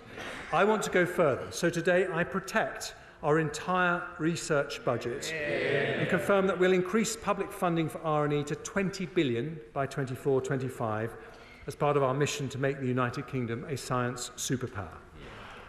And finally, Nigel Lawson's Big Bang inspires us today, but nearly 40 years on, we must stay true to its mission to make the UK the world's most innovative and competitive global financial centre. So to further support investment across our economy, I also announced that we're publishing our decision on Solvency II, which will unlock tens of billions of pounds of investment for our growth-enhancing industries. 3 priorities for growth: energy security, investment in infrastructure, and a plan to turn the United Kingdom into the world's next Silicon Valley, transforming British intellectual genius into British commercial success. But alongside British genius, we must remember another great national quality: British compassion. So this final part of our plan protects the most vulnerable, and it's to that I now turn. Mr. Speaker, strong public finances aren't just to make accountants happy. It's because we took difficult decisions in 2010 that we could afford record funding increases for the NHS, the landmark furlough scheme, and now the energy price guarantee. Today, the discipline that we've shown means we can provide targeted support to help our most vulnerable citizens with the cost of living. One of the biggest worries for families is energy bills, and I pay tribute to my predecessor, the Right Honourable Member for Spelthorne, and the former Prime Minister, the Right Honourable Member for South West Norfolk, for their leadership in this area. This winter, we will stick with their plan to spend £55 billion to help households and businesses with their energy bills, one of the largest support plans in Europe. From April, we'll continue the energy price guarantee for a further 12 months at a higher level of £3,000 per year for the average household. With prices forecast to remain elevated throughout next year, this will mean an average of £500 support for every household in the country.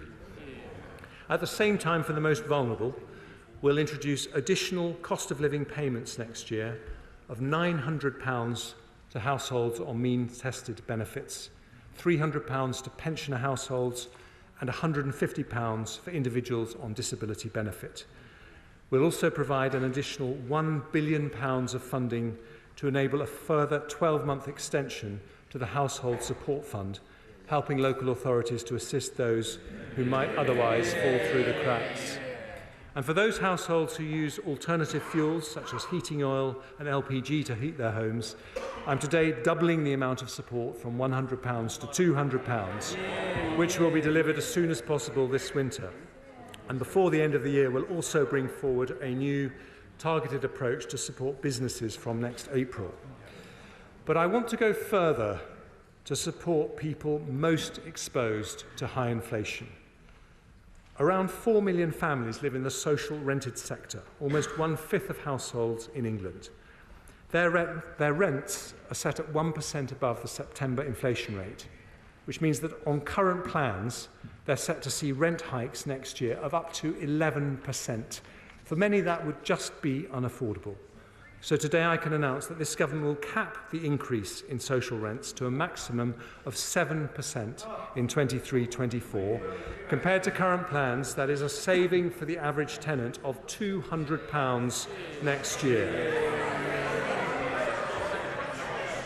This government introduced, I thought they cared about the most vulnerable.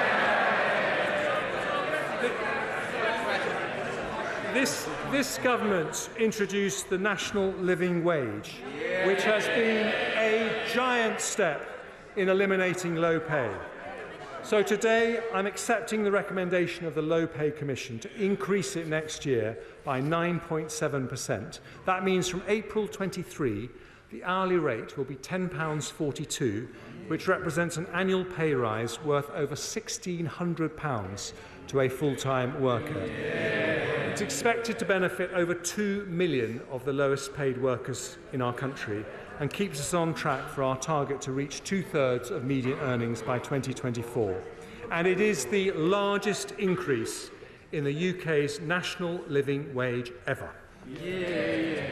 Mr. Speaker, there have also been some representations to keep the uplift to working age and disability benefits below the level of inflation, given the financial constraints we face. But that would not be consistent with our commitment to protect the most vulnerable. So today I also commit to uprate such benefits by inflation with an increase of 10.1%. That is an expensive commitment costing £11 billion, but it means 10 million working age families will see a much needed increase next year, which speaks to our priorities as a government and our priorities as a nation. On average, a family on universal credit will benefit next year by around £600, and to increase the number of households who can benefit from this decision, I'll also exceptionally increase the benefit cap with inflation next year. Finally, Mr. Speaker, I've talked a lot about British values of compassion, hard work, dignity, fairness. There is no more British value than our commitment to protect and honour those who built the country we live in. So to support the poorest pensioners, I have decided to increase the pension credit by 10.1%, which is worth up to £1,470 for a couple and £960 for a single pensioner in our most vulnerable households. But the cost of living crisis is harming not just our poorest pensioners, but all pensioners. So because we've taken difficult decisions elsewhere today, I can also announce that we will fulfil our pledge to the country to protect the pensions triple lock.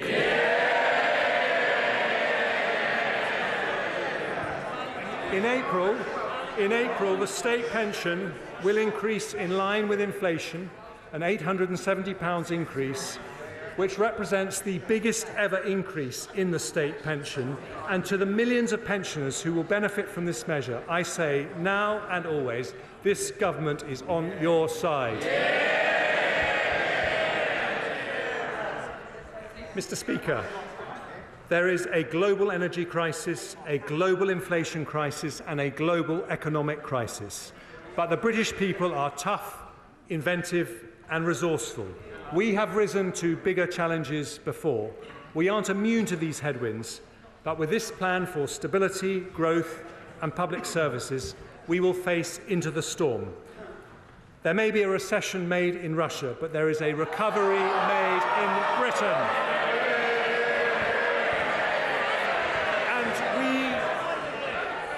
And we commit to our plan today with British resilience and British compassion. Because of the difficult decisions we take today, we strengthen our public finances, bring down inflation, protect jobs. We build the first state-backed nuclear power station for 30 years. We continue the biggest programme of capital investment for 40 years. We protect standards in schools, cut NHS waiting times, fund social care, cap energy bills, support those on benefits. We protect workers with the biggest ever increase in the national living wage, and our pensioners on the triple lock with the biggest ever increase in the state pension. This is a balanced plan for stability, a plan for growth, and a plan for public services. It shows that you don't need to choose either a strong economy or good public services. With Conservatives, and only with Conservatives, you get both. And I commend this statement to the House.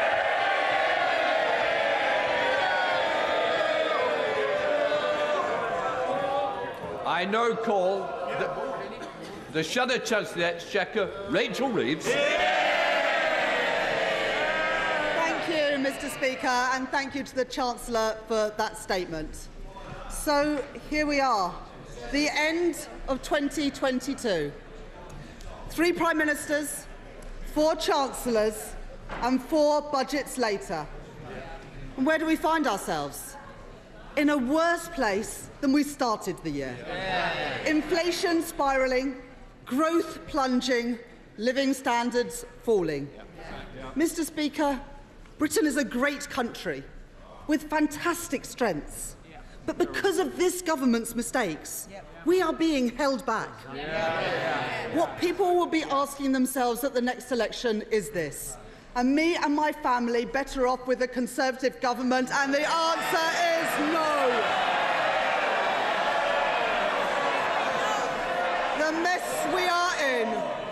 mess we are in is the result of 12 weeks of Conservative chaos, but also 12 years of Conservative economic failure. Growth dismal, investment down, wages squeezed, public services crumbling. And what does the Chancellor have to offer today? More of the same, with working people paying the price for his failure.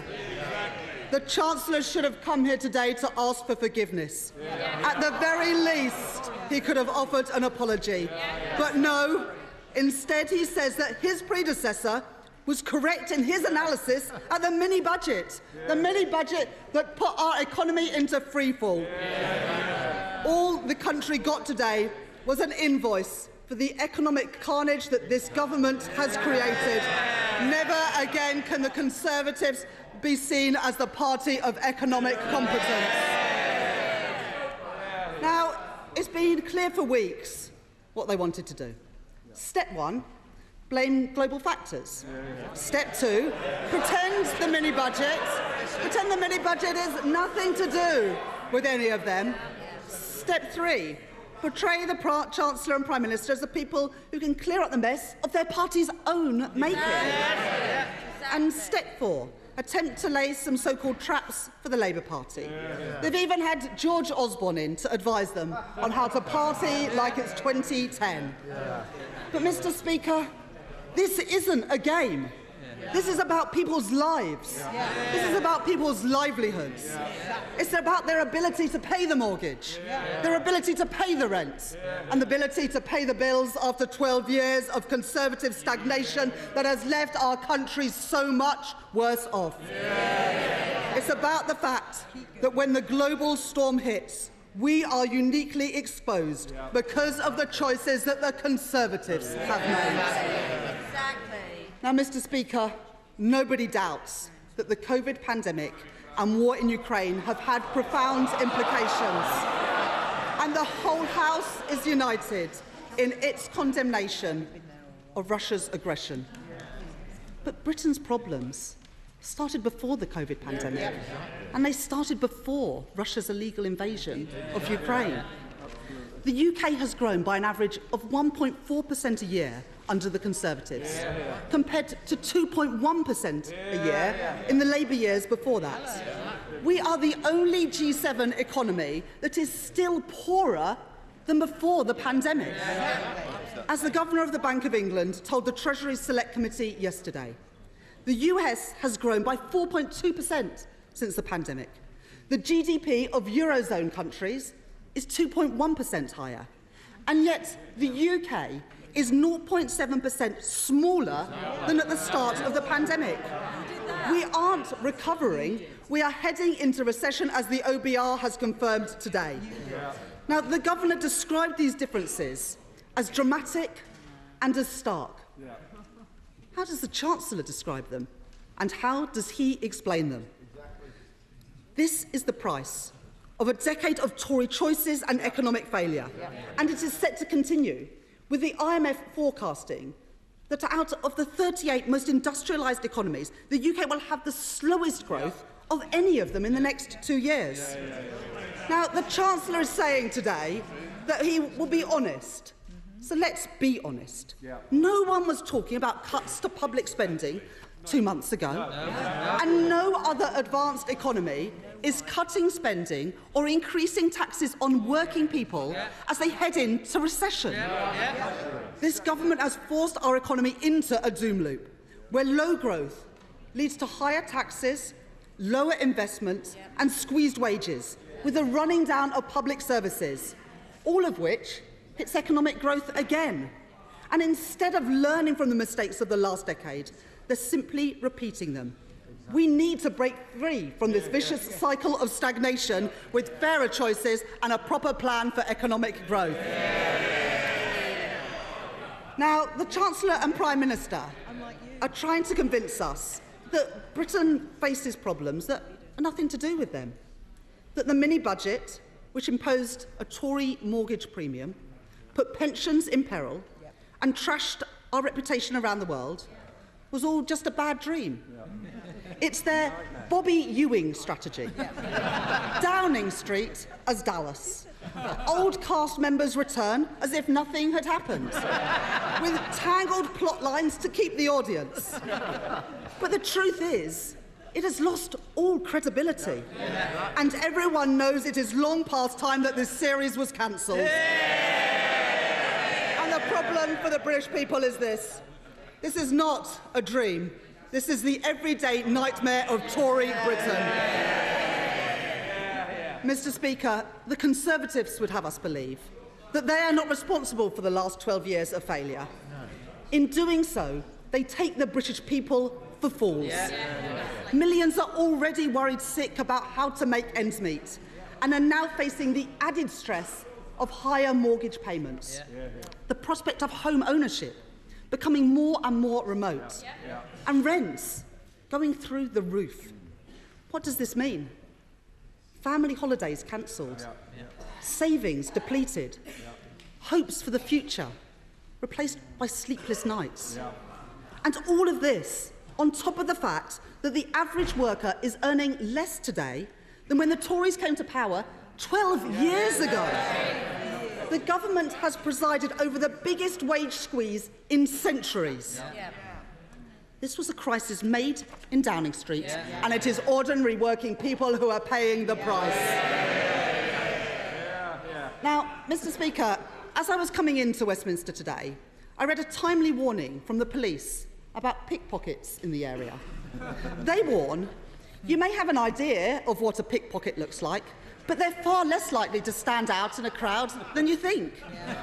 They may work in teams to try and distract the target. And one of their tactics is where a thief will appear to be over-friendly while pickpocketing you. Now, I must report that in the last hour, the Conservatives have picked the pockets of purses and wallets of the entire country as the Chancellor has deployed a raft of stealth taxes, taking billions of pounds from ordinary working people. A Conservative double whammy that sees frozen tax thresholds and double-digit inflation erode the real value of people's wages. Just one of those freezes in the personal allowance will cost an average earner more than £600, make it even harder to make ends meet. At the same time, the government is forcing local councils to put up council tax. Now, the Chancellor seems to have confirmed today a council tax bombshell worth £100 for a typical Band D property, taking their council tax above £2,000 for the first time. Local people, including those with Conservative councils, will be forced to pay more because of the destruction that the Conservatives have wreaked on our economy. And this at a time when councils are already in dire straits because of cuts by Conservative governments. Now, they probably sat around the tables in Downing Street thinking that this was some clever trick. But no one is to blame except the government that's been in power for 12 years, not local authorities, but this Tory government. More taxes, more inflation, higher mortgages. And instead of tricks and stealth taxes, why don't they have a proper economic plan for Britain that puts working people at their heart? And why do they refuse to have a real industrial strategy that gives business certainty, unlocks investment, and means that Britain can once again lead the world in the industries of the future. Mr. Speaker, the Chancellor is trying to claim that this statement today is fair. Yet we learn that of all the things that he could save from the wreckage of the kamikaze budget that he chooses to press ahead with is their plan to lift the cap on bankers' bonuses. At a time when he's urging wage restraint for everybody else, how can he remotely claim that this is fair? And after weeks of will he, won't he, we learn today that the Chancellor won't, after all, be clapping down on non-doms. Tax-free income for millionaires while millions face frozen tax allowances and council tax highs. How can he possibly claim that this is fair? He refuses to act, and I wonder why. Maybe that was the only policy that he can't get signed off by number 10 Downing Street. I say, if you make your Britain your home, you should pay your taxes here. And what about the private equity managers earning millions who benefit from a tax break on their bonuses, which mean that they pay far less tax as a proportion of their incomes than ordinary hard-working people? Did the Chancellor close that loophole today and make sure that they pay their fair share of tax? He did not. He made ordinary working people pay the price instead. Because, Mr. Speaker, time and time again, we've seen how quick the Conservatives are to raise taxes on working people. Now, the Chancellor has even compared himself to Scrooge. He's asking working people to take the hit, with less money in their pockets in the run-up to Christmas, but also for years to come. But if you're a banker, a non-dom, or a private equity manager, don't worry. Scrooge hasn't cancelled your Christmas. And that's before we even get onto the energy giants. After months of resistance, well, the Honourable Lady says from a sedentary what about taxes? Well, the non-doms don't pay taxes. That is the whole point, and that is why the Chancellor should have closed that loophole today. And this is before we even get on to the energy giants. Really? They don't pay taxes. And that's before we even get on to the energy giants. After months of resistance from this Prime Minister, the government has finally been dragged kicking and screaming to extend the windfall tax that Labour have been calling for since January. Yet they still leave billions of pounds on the table. Profits that are the windfalls of war. Because they have failed to close a huge loophole that they created that hands out massive tax breaks to those oil and gas giants for doing the things that they were going to do anyway. For those wondering why, some energy giants have paid no windfall tax in the last quarter, despite record profits and eye-watering bills for consumers. The answer is the decisions that this Prime Minister made when he was Chancellor, confirmed by the current Chancellor, lets the energy giants off the hook once again. Mr. Speaker, the government has announced plans for energy bills next year, but bill payers will still...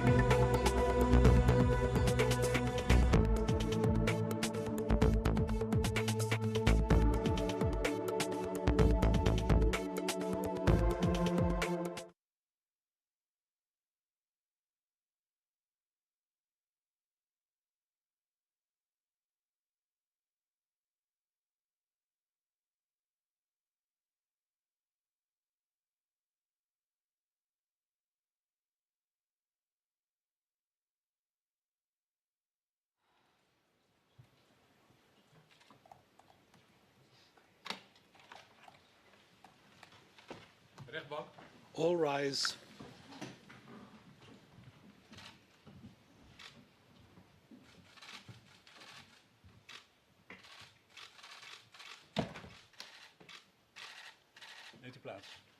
Please be seated.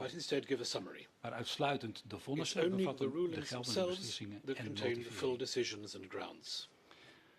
Voordat de rechtbank toekomt aan de vraag of de belastingrechtelijke feiten bewezen kunnen worden, gaat de rechtbank in op een enkele We will first deal with a processuele number punten. of procedural points, Die punten moeten volgens de wet as eerst aan de orde required komen. by law. Een belangrijke An procedurele important vraag is of de procedural officier van question is whether justitie the de verdachte prosecution wel was mocht even vervolgen. entitled to prosecute the En defendants. daarbij zal de Here, rechtbank onder the meer court will aandacht besteden aan het conflict dat consider the begin conflict already 2014 in underway in Oost-Oekraïne gaande eastern was, Ukraine in early de 2014, aard ervan the type en of de the conflict it toepassing van was, regels and van the application internationaal of humanitair international recht. humanitarian law, among other things. Daarna gaat de rechtbank in op de Next, the vraag court of will er address the wettig en question overtuigend of bewijs in het whether the dossier file aanwezig contains is convincing waaruit legal blijkt evidence to waardoor show MH17 is neergestort. why MH17 crashed. En daarna op de And vraag after that, the of de question of verdachten whether daarbij the een strafbare defendants rol were hebben gehad. criminally involved. Verder worden de In vorderingen addition, tot the schadevergoeding claims for besproken compensation will en be indien de discussed, rechtbank and daaraan if toekomt, the court deems it zal aandacht appropriate, worden besteed aan de sentence oplegging will van be een straf. passed. Om u niet onnodig Now, in in order spanning to te keep laten, you kan de rechtbank nu al in het the volgende suspension, zeggen. the court can already declare De rechtbank that it is van takes a view oordeel dat de that MH17 the is MH17 verongelukt was door het brought down afvuren van by een a Buk boekraket missile vanaf een launched landbouwveld from an nabij agricultural field Pervomijski. near Pervomijski. Met als gevolg In consequence, dat daarbij alle all 283 283 passagiers passengers en 15 and 15 bemanningsleden members of om het crew leven zijn gekomen. lost their lives. Deze mondelinge uitspraak zal This ongeveer oral een uur en judgment 3 will kwartier take gaan roughly an duren hour and three en niet quarters. worden onderbroken door een pauze. There will be no break. Eerst de processuele punten. Now the procedural De aspects. dagvaarding is The geldig. summons is valid. De rechtbank Den Haag The is court in The Hague aangewezen om deze was strafzaak te nominated to behandelen hold this criminal en is trial dus and bevoegd is therefore authorized. om de vraag te As beantwoorden regards of the de question Nederlandse of whether the officier van Dutch justitie public in prosecutor deze zaak tot vervolging was kon authorized to overgaan, prosecute in zijn this meerdere case, a aspecten number of relevant. aspects are relevant. Het gaat om It is the rechtsmacht, question of beperking van de jurisdiction, rechtsmacht restriction of en de jurisdiction, vraag of het and Openbaar whether the Ministerie het recht prosecution tot vervolging exceeded heeft verspeeld. its right to prosecute. Het eerste betreft het recht tot vervolging. Firstly, the right to prosecute. En die zogenoemde rechtsmacht is niet Jurisdiction, vanzelfsprekend bij as is feiten die known, zich does not buiten Nederland automatically hebben apply to voorgedaan. offences committed outside the Netherlands. Maar omdat vlucht MH17 However, boven flight Oekraïne is MH17 neergeschoten was downed over en Oekraïne de Ukraine, daaruit and Ukraine voortvloeiende has rechtsmacht aan transferred its Nederland heeft jurisdiction, thus arising overgedragen, to the Netherlands. heeft Nederland The alleen al Netherlands, om die therefore, reden has rechtsmacht. jurisdiction for that reason alone. En dat betekent And that means dat the vervolging in Nederland prosecution in mogelijk the is, Netherlands is permissible, ongeacht de irrespective nationaliteit van de of slachtoffer. the victim's nationality. Het tweede aspect The second aspect betreft de mogelijke is the beperking van possibility rechtsmacht that die jurisdiction voortvloeit is uit de restricted toepassing van het according to internationaal international humanitarian ook wel law, which is also oorlogsrecht. known as the law of war. Over een mogelijke beperking van rechtsmacht heeft Boulatov's de counsel verdediging did van not present Boulatov any geen defense verweer gevoerd. under restriction of jurisdiction. Maar de rechtbank vindt The het court zelf nevertheless nodig deems om it op dit necessary aspect to in te address gaan, this issue, omdat het in de because it zaken may van be alle of verdachten van belang importance kan zijn when assessing the voor de prosecution's ontvankelijkheid van de jurisdiction officier van in justitie. all four cases. Om vast te stellen of een To dergelijke determine beperking in whether deze zaak van jurisdiction is toepassing thus is, restricted in this case, moet de rechtbank the court eerst must first nagaan of ascertain ten tijde van het neerstorten whether van there was vlucht already MH17 an armed conflict sprake underway was van een when flight gewapend conflict. MH17 crashed, En and zo if ja, so, of dit een internationaal of een whether niet the conflict internationaal was conflict international was. or not. De inzet van This een is wapen because binnen een internationaal the use of gewapend a weapon conflict within door een an lid van de international krijgsmachten van weapon, een van de strijdende an partijen international armed conflict kan onder by a omstandigheden member of namelijk the armed geoorloofd forces zijn. of one of the combatant Dit parties lid is van de sometimes krijgsmacht kan permissible in dan een times of beroep war. doen op immuniteit This member of the military can claim en kan dan immunity niet and can strafrechtelijk therefore worden not be vervolgd voor de prosecuted inzet van het wapen for the en de use of the gevolgen weapon daarvan. or its consequences. Een gewapend conflict kan vanaf het An armed begin conflict internationaal van karakter zijn, might be als international het in een nature from the conflict is start, tussen if it twee is a staten. conflict between two states. Maar ook But een niet-internationaal non-international conflict conflict, dat lijkt te gaan tussen een which staat appears en to een be a groepering, state and a kan group, alsnog als een internationaal can be conflict worden considered aangemerkt an als een international andere staat conflict in later feite die if groepering an other aanstuurt. state is in fact behind the group De in rechtbank zal question. de situatie in Oekraïne The voorafgaand aan 7 court juli will examine the 2014 situation stap voor in stap Ukraine bespreken. prior to 17th of July 2014, step by step.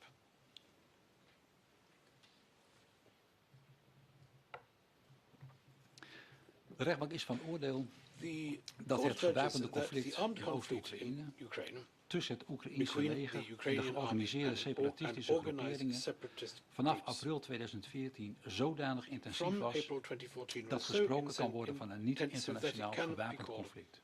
a non-international armed conflict. Een dergelijk niet-internationaal gewapend conflict kan toch als internationaal gewapend conflict worden gezien. Bijvoorbeeld wanneer een andere staat feitelijk zogenoemde overall control heeft over een strijdende groepering, zodat die staat op die manier betrokken is in het conflict. In deze zaak speelt concreet de vraag of de Russische Federatie in 2014 de overall control had over de DPR. En de rechtbank oordeelt dat daarvan sprake was. En daarvoor is een aantal redenen te noemen. Meerdere van de toenmalige leiders binnen de DPR hebben de Russische nationaliteit. Een aantal heeft bovendien een achtergrond binnen de Russische krijgsmacht. Zoals de verdachten Girkin en Dubinsky. Sommige leiders van de DPR hadden een nauwe band met de Russische Federatie. En in getapte gesprekken wordt bijvoorbeeld geregeld gesproken over het opnemen van contact met hooggeplaatste personen in de Russische Federatie. Aangeduid als Moskou of concreter nog het Kremlin. Zo gaat Borodai, de premier van de DPR, in de periode juni tot 1 augustus 2014 vrijwel dagelijks contact met Sunak, destijds een naaste adviseur van president Poetin. Volgens Borodai was Surkov onze man in het Kremlin. Ook over de invulling van meerdere ministersposten binnen de DPR is contact geweest tussen leiders van de DPR en Surkov. Tekenend hiervoor is bijvoorbeeld het opgenomen telefoongesprek van 16 mei 2014, waarin Borodai vertelt dat de regering van de DPR bekend gaat worden gemaakt en dat Moskou hem heeft verrast, want hij wordt tot premier benoemd.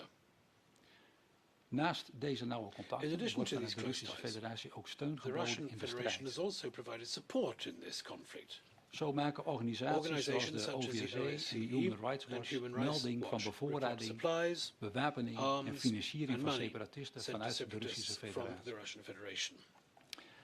Daarbij wordt gerefereerd aan konvooien met militaire wapens die de grens over zijn gebracht.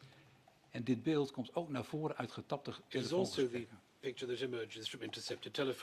En voor de vraag of sprake was van overal controle is daarnaast relevant of de Russische Federatie een coördinerende rol op zich heeft genomen en instructies heeft gegeven aan de DPR. Daarvoor bestaat een overvloed aan aanwijzingen.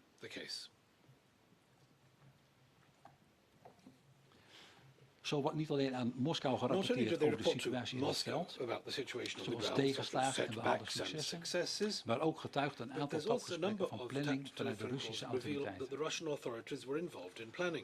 Op 11 juli 2014 vertelt bijvoorbeeld Surkov aan premier Borodai van de DPR dat hij heeft gesproken met degene die aan de leiding staan van this whole military story. En dat ze hebben aangegeven dat ze met voorbereidingen bezig zijn en alles gaan versnellen. Verder wordt gesproken over de rol van Moskou met betrekking tot concrete operaties. In een getapt gesprek van 4 juli 2014 over de Oekraïnse stad Sloviansk vertelde een leidinggevende van de DPR dat Moskou niet wil dat Sloviansk wordt overgegeven. Maar omdat geen concrete steun kwam, heeft verdachte Girkin toch Sloviansk verlaten en zijn hoofdkwartier verplaatst naar Donetsk. Op 21 juli 2014, dus 4 dagen na het neerstorten van vliegtuig MH17, belde Borodai naar een Russisch telefoonnummer. Borodai wil de baas spreken, omdat hij advies en instructies nodig heeft over de afhandeling van de ramp met de MH17. Bijvoorbeeld met betrekking tot de koelwagens en de zwarte doos. Daarnaast wil Borodai gesprekspunten weten voor een persconferentie. En Borodai merkt hierbij op dat hij aanneemt dat onze buren dat iets over de zaak willen zeggen. Dat Borodai hier spreekt over onze buren en vraagt naar de baas, terwijl hij zelf de hoogste positie heeft binnen de DPR, bevestigt volgens de rechtbank dat de baas waar hij naar vraagt een vertegenwoordiger is van de Russische autoriteiten. Verschillende organisaties spreken over artilleriebeschiening op Oekraïns grondgebied, die vanaf begin juli 2014 vanuit de Russische Federatie zouden zijn uitgevoerd. Ook getuigen hebben verklaard Witnesses over have Russisch also materieel made dat de statements Russische regarding Russian militairen dat de equipment grens with Russian overstak, troops crossing the beschietingen border, uitvoerden firing en vervolgens artillery, terugreed. and then withdrawing home again. In een getapt gesprek van 17 In a juli tapped telephone call of 2014 17th of July zegt verdachte 2014, Pulatov defendant dat Rusland Pulatov los says kan gaan. Russia En can go reageert right ahead. verdachte Dubinsky And Dubinsky dat replies Rusland vanaf haar kant that de posities Russia van is going to Oekraïners gaat bombard knallen. Ukrainian positions from its own side. Dit duidt This onderling indicates gecoördineerde that they were militaire acties. coordinating their military actions. De rechtbank stelt The dan court ook has vast also dat de ascertained Russische Federatie that the heeft Russian voorzien in de Federation financiering provided van de financial DPR, assistance to the de DPR, levering en training van supplied and manschappen trained troops, en de levering van and wapens en supplied schoenen. arms and other goods. Daarnaast heeft de Russische Federatie Thereafter, vanaf the half Russian mei Federation 2014 een bepalende invloed gehad had a op de decisive invulling van hoge influence posities binnen de on DPR high-level appointments in the en zich DPR met de from coördinatie van mid-May militaire acties 2014, bemoeid. and was En ook zelf involved in militaire coordination of acties military actions. ondernomen It also op undertook Oekraïns military actions of its own on Ukrainian territory. Deze factoren, die in het These vonnis factors are uitgebreid set out staan more fully opgeschreven, in the leiden de ruling. rechtbank tot They de bring the court to conclusie the dat vanaf conclusion half mei that from 2014 mid-May 2014 sprake was van een onwards, situatie there was dat de the Russische situation Federatie was that zogenoemde the Russian overall Federation controle had had uitgeoefend overall control over de DPR. over the DPR.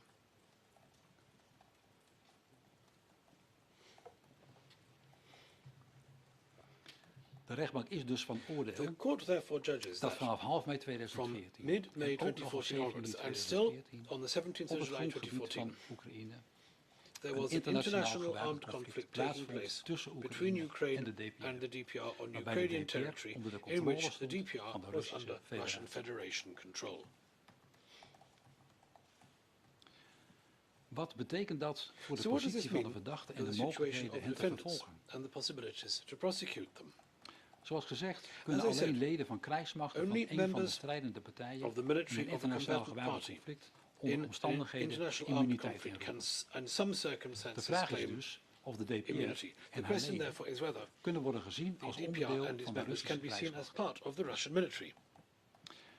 Daarvoor is nodig dat de Russische For Federatie this, de DPR the Russian accepteert Federation needs als to bij haar acknowledge the behorend DPR as en belonging to it verantwoordelijkheid neemt voor het and take gedrag responsibility en handelen van de for how strijders its onder het bevel combatants van de DPR. under the DPR De rechtbank control constateert behave dat and hiervan act. And geen the court sprake finds is. that this is not the case.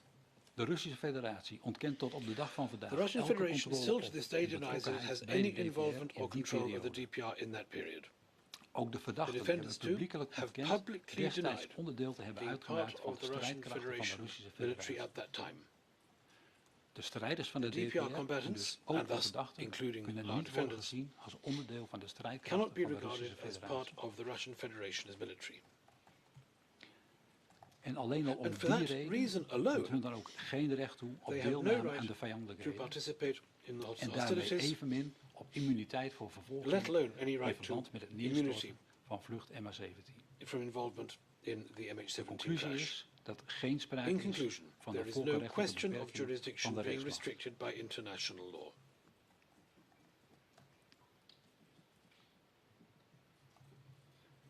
Dan kom ik bij verweren over schending van wettelijke regels This en de leads me to procesorde. alleged breaches of legal rules and due process.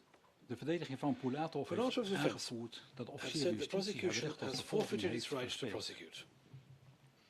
En zij heeft The een defense groot aantal lists schendingen van wettelijke en numerous breaches of verdragsrechtelijke legal regels and en procedural beginselen van rules het and proces principles of due benoemd, process, which, die in haar visie in their view, zodanig ernstig are zijn so grave dat ze as moeten to mean leiden tot het that oordeel dat de officier van the justitie het prosecution vervolgingsrecht have heeft forfeited verspeeld their right to en prosecute niet ontvankelijk and must be ruled inadmissible. Bij de beoordeling van mogelijk aanwezige assessing vormfouten let de Possible rechtbank op procedural de errors, overall the court fairness of the considers trial. the overall Oftewel, fairness of the trial. In other is de words, strafprocedure has the als trial geheel been fair eerlijk geweest? as a whole? Alleen vormgebreken die direct Alone raken aan het those recht op een eerder proces Errors kunnen of leiden process tot which een have a zwaarste direct impact rechtsgevolg on the van right to a fair trial niet-ontvankelijkheid van de can officier van justitie. lead to the gravest consequences in law, which is to say the prosecution Daarbij is gaat deemed het erom dat de inadmissible. rechter What is onafhankelijk, required onpartijdig, is the in court openheid en investigates the zonder charges vooringenomen te zijn independently, de impartially beschuldiging and openly, onderzoekt.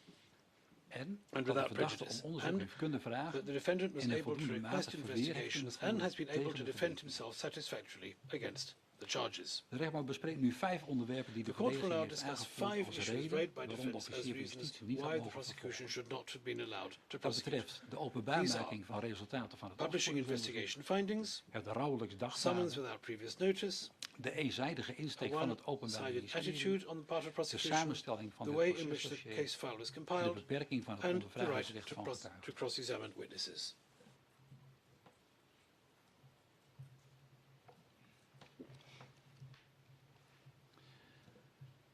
Ten eerste gaat het over wat het JIT en het Openbaar Ministerie voor aanvang van deze strafzaak in persconferenties en behoorlijk stellige bewoordingen hebben gezegd over wat met vlucht MH17 zou zijn gebeurd. Op 19 juni 2019 worden daarna de namen en de foto's van de 4 verdachten in deze strafzaak gekoppeld. De rechtbank was zich van deze en andere uitlatingen in de media bewust en heeft daarvan op de eerste zittingsdag ook nadrukkelijk melding gemaakt. Zij heeft zich van deze media-aandacht afzijdig gehouden en is hierdoor niet beïnvloed. Over de vraag of het Openbaar Ministerie bij de persconferenties grens heeft overschreden, heeft de rechtbank overwogen dat het informeren van het algemeen publiek en nabestaanden over de voorgenomen vervolging op zichzelf een belangrijk en te rechtvaardigen doel is. Zeker in de zaak van een omvang en met een maatschappelijke impact als die van vlucht MH17. Maar de uitlatingen van het Openbaar Ministerie en het JIT over het lot van vlucht MH17 en de bekendmaking van de verdachten kunnen wel degelijk hebben bijgedragen aan de vorming van de publieke opinie over deze strafzaak.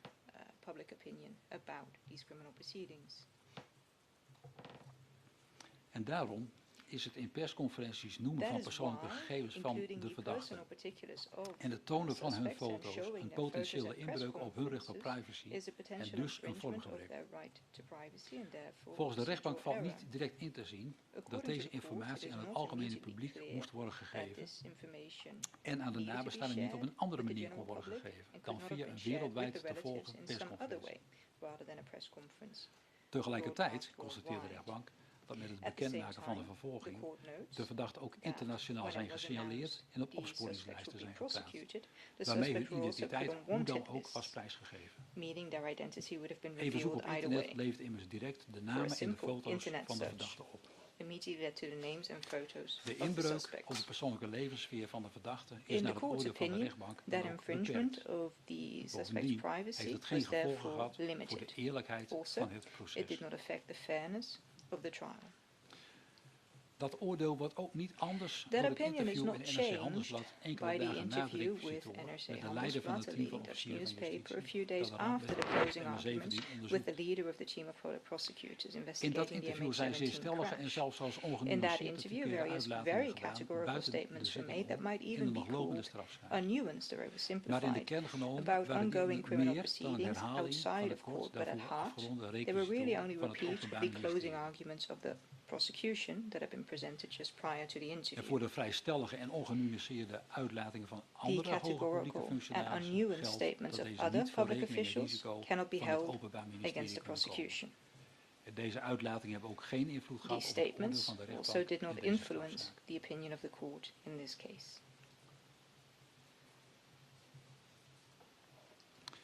Ja, dan is er nog door het Openbaar Ministerie op 18 mei 2022 launched online by the prosecution on the 18th of May 2022.